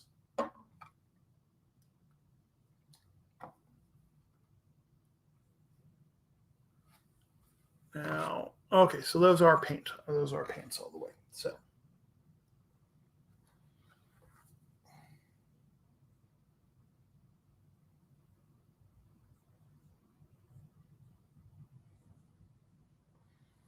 Let's make sure I'm in. Let's make sure I'm on camera. It definitely helps.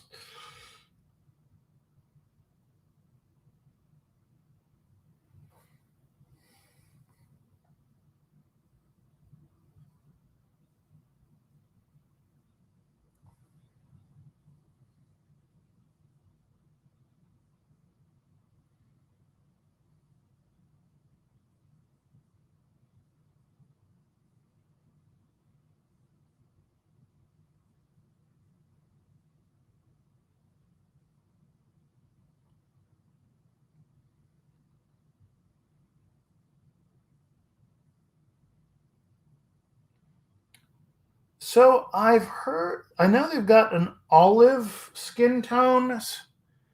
They've got, I know, so they've got, dark, all the way from dark shadow up to fair highlight is pretty much chromatic the entire scale. And that's all the way basically from it's a very African skin tone, all the way up to, as white as I am, because I'm pale. Me and the sun don't get along. I know. I haven't used it much, but they've got also their olive skin tone. So they've got olive skin shadow, olive skin highlight. Oh God, I saw another one at the shop, but they've got some really good skin tones that are non-Caucasian skin tones, which I love, because something really great about Malfa, there's a lot. Oh, Irish white. It's more German and Scottish white is me. But one of the things I really like about Malifaux is that not everybody's white.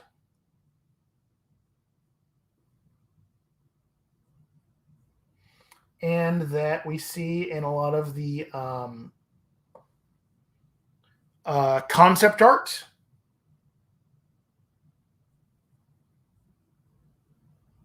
We see that.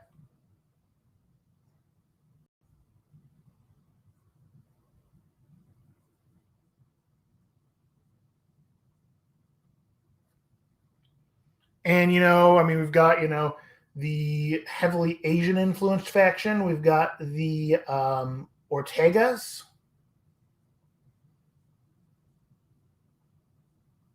We've got Tony Ironsides. We've got Marcus.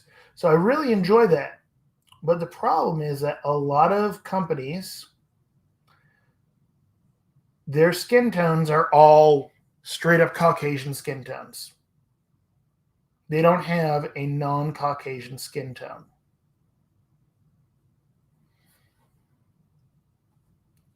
And that's one of the things I like about Reaper MSPs, is that they've got their non-Caucasian skin tones.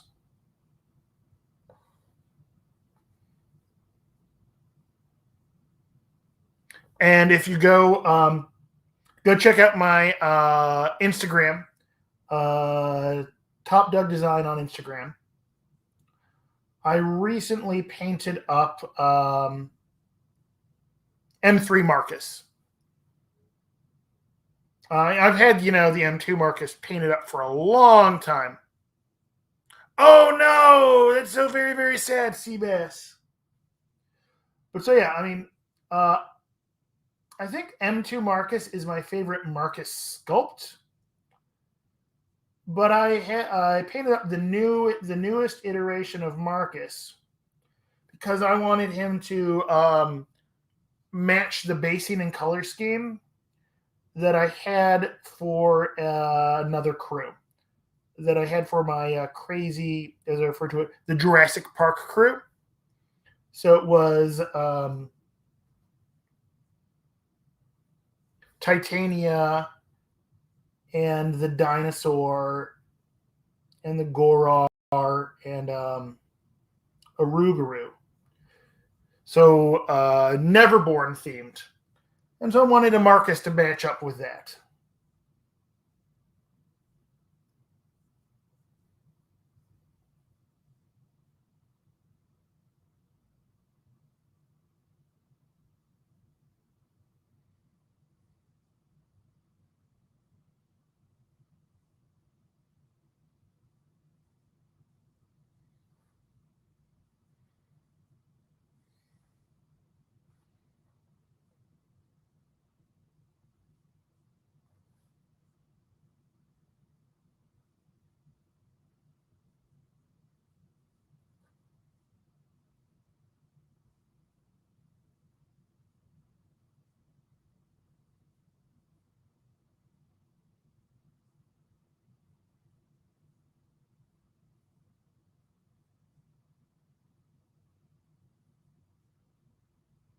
So yeah, I'm really pushing the shadow with this. Ooh, Uncure and a lot of soap fixed it. Ooh, yeah. At that point, it's almost the God. I would end up buying a new brush. This is like one of my really expensive brushes, but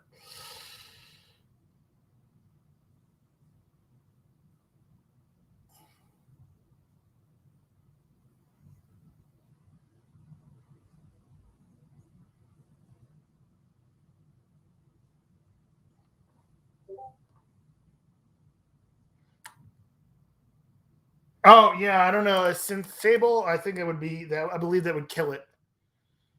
But synthetics, yeah, I suppose you could do that with a synthetic. All right, so those are based there. Now let's take a look at what she's got going on. So you've got some pants, straps there. Definitely going to do some metallic knee pads there. Sorry, I'm looking at this here, figuring out.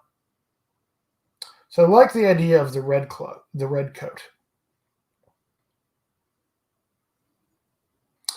And then blonde hair. Annalisa Karis, yeah, it's definitely very blonde name sounding.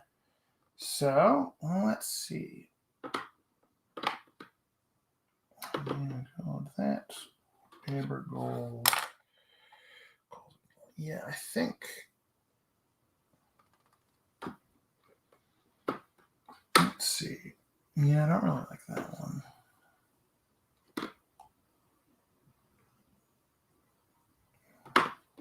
Sorry, just figuring out exactly. Okay. So I think I'm going to mix triads on this one a little bit here. I'm going to go with yeah. I'm going to go with the chestnut gold for base coat for her hair.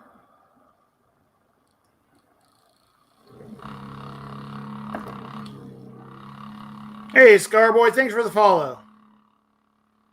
Totally missed those things because I am the worst. All right, so I'm going to do her hair, then I'm going to do her coat. And we're going a little bit darker than we normally would here because of all the source lighting.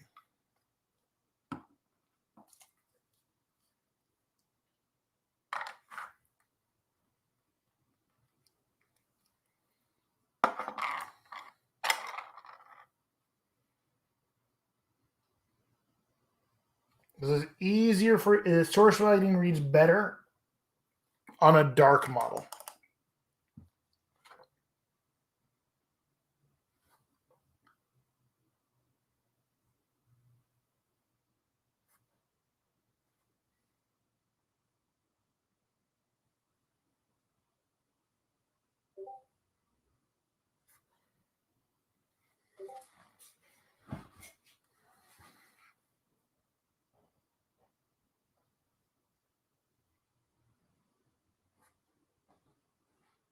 And so it's going to be a little bit ugly for a little bit here because I'm going with a darker brown.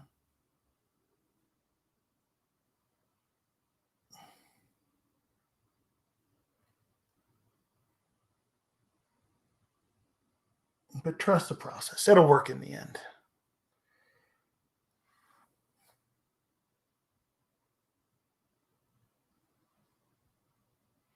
It's kind of slopping the paint on there.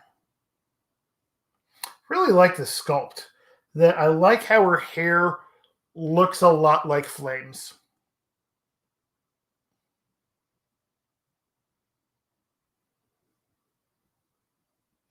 It's a nice, mirroring of forms in it there.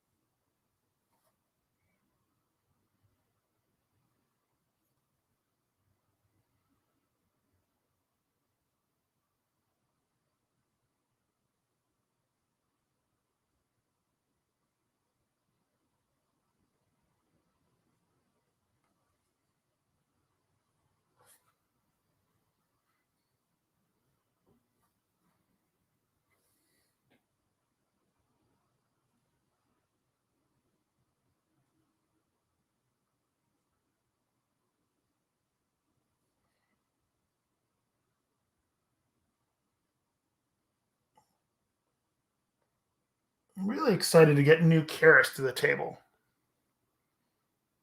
extra spicy recipe.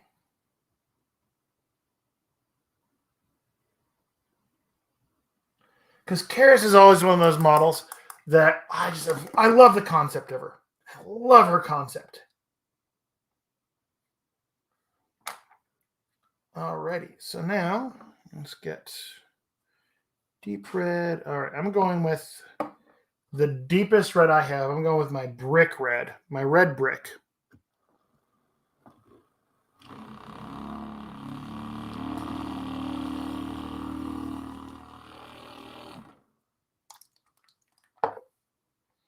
To do her coat.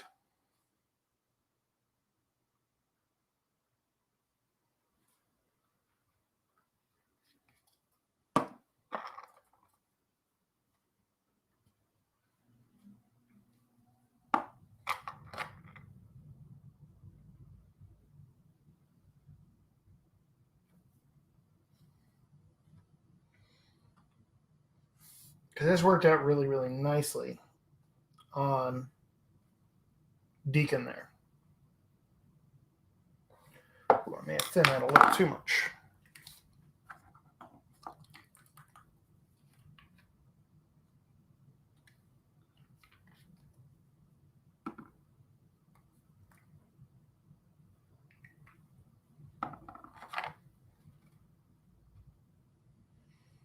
As I make a mess on my palette.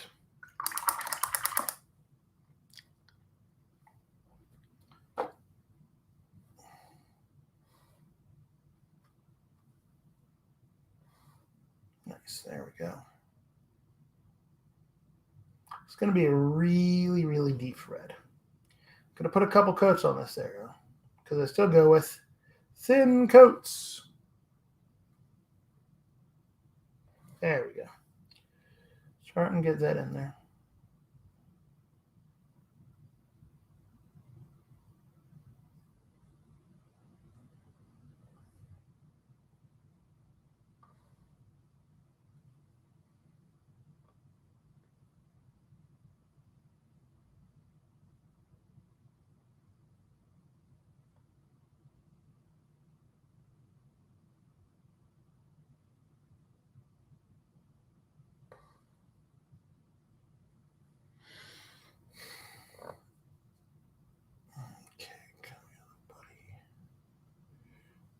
Edge there.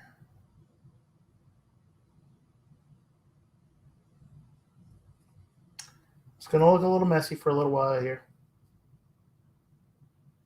Don't worry about it. We'll clean this up. And now I'm going to go get an upside down group there.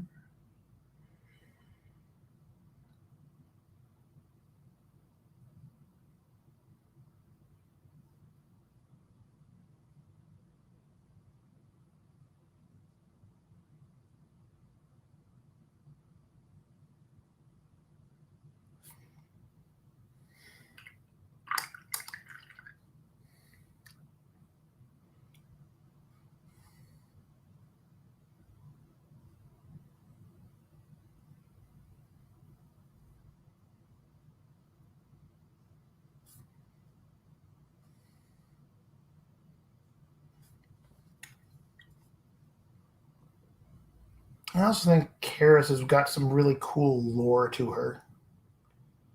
So I'm excited to get this one on this version of her on the table.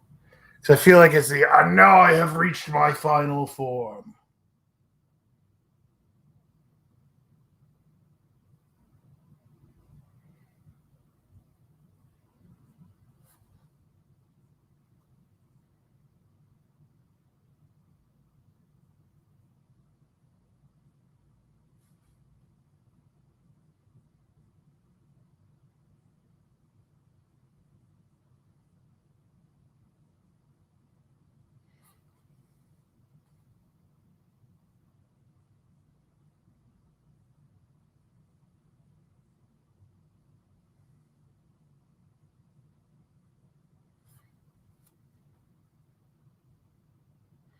Oh, you're rolling out, Kieran?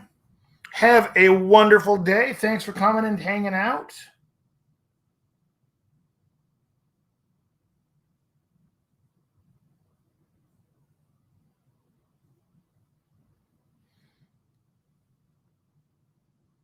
And hopefully I'll see you around soon.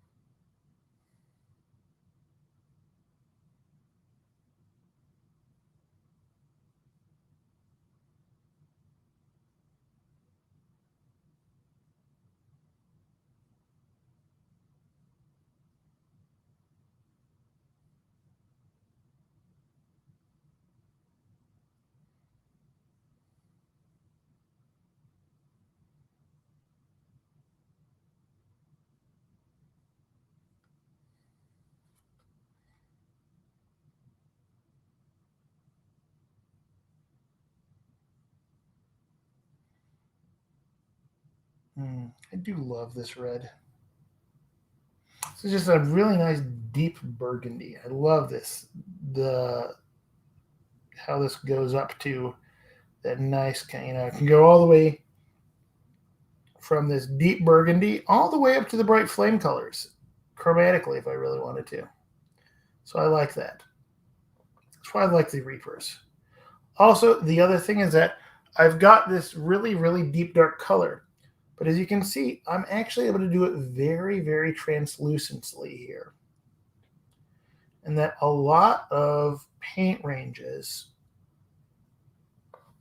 it doesn't really, they tend to have a higher density of pigment in the dark colors, and that the Reapers tends to be more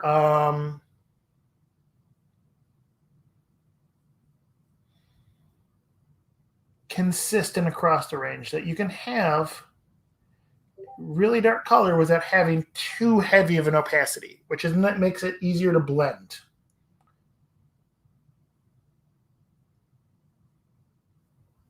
Because if a paint is using its coverage as a selling point, it tends to turn me away from them. I want translucency over coverage is what I look for in a paint.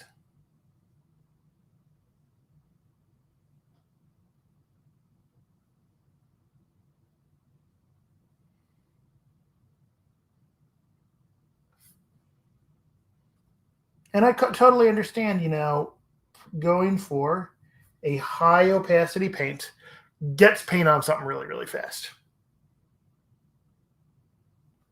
But for the way I like to paint, I would rather have a low opacity that lets me build it up very, very gradually. So dark paint with low opacity is one of the reasons I love the Reaper MSPs.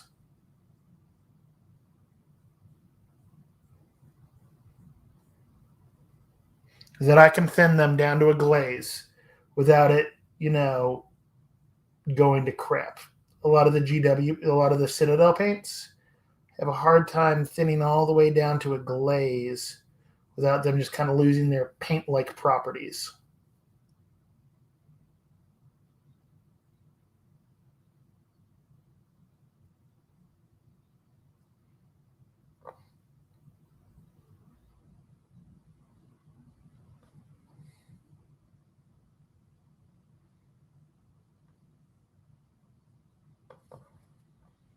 That's coming along.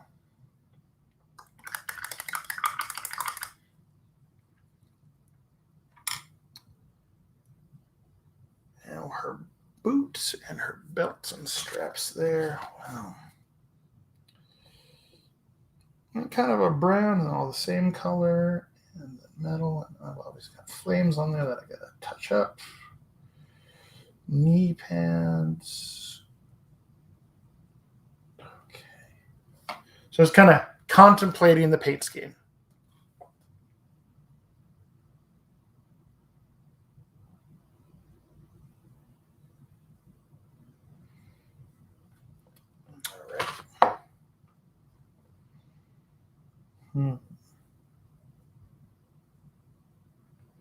Actually, I think I want to go with a deep gray, maybe black for her boots. Let's go for it. Let's do it. I'm just going for it. Deep gray and black for her boots, because then I can highlight that. That'll read well with the lights. Where's my black? That's brick red. There's black.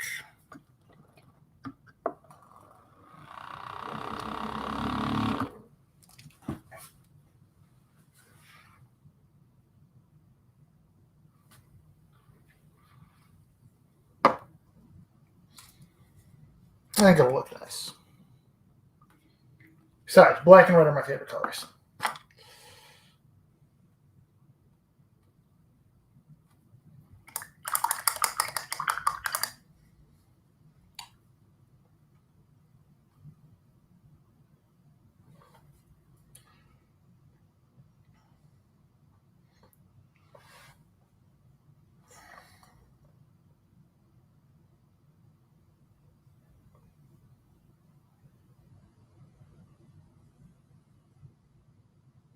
So once again, using it like a glaze. And yes, I'm glazing with black. Because it lets me, where it's in the shadow there, it gets nice and dark. But because I'm doing this over zenithal, semi-zenithal, kind of, keeps it from being too dark and maintains a little bit of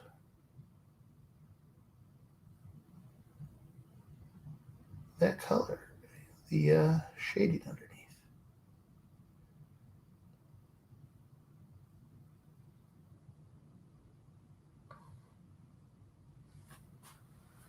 Ooh, although, I might want to go with brown. I don't know. I'm thinking things through. Just redarkening this up, and then I'll figure it out. Talking to myself, thinking out loud, planning out the model.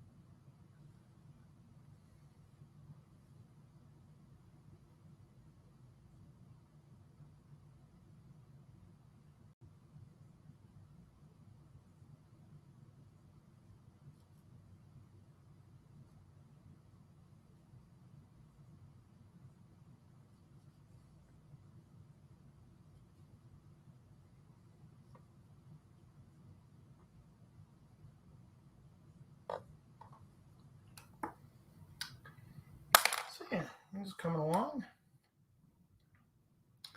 I'm really laying in the base coats on this right now.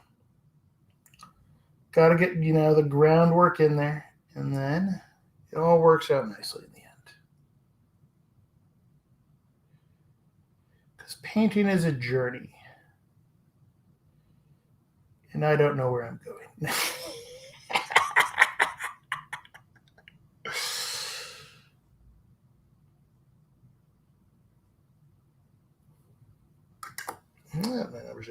Yeah, one brush.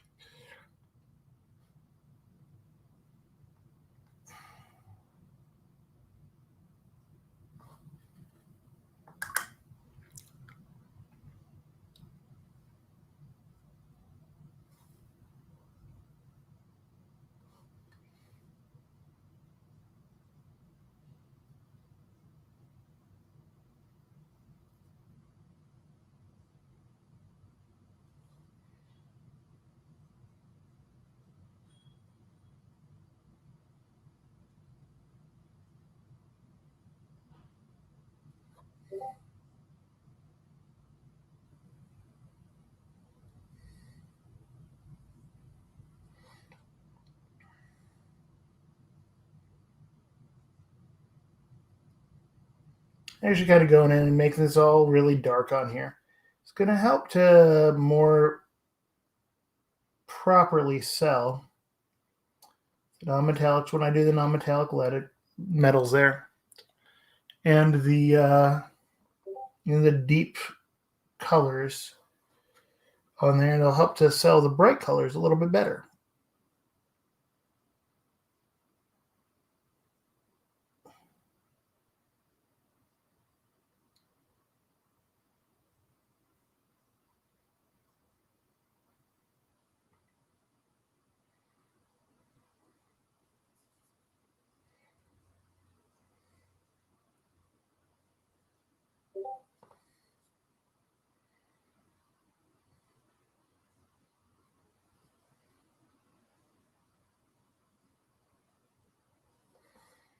That's coming along, and so she's got gloves on, black gloves on her hands. Sorry, I think I'm going to go those black on that hand there. Not this one, because that's like right in the flame there, so.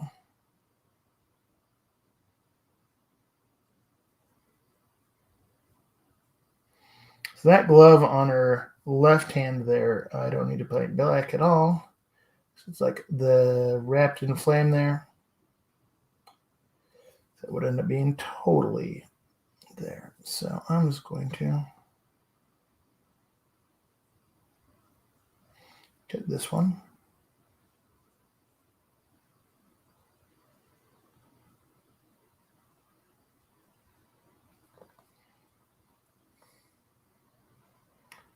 And I'm finding areas on here.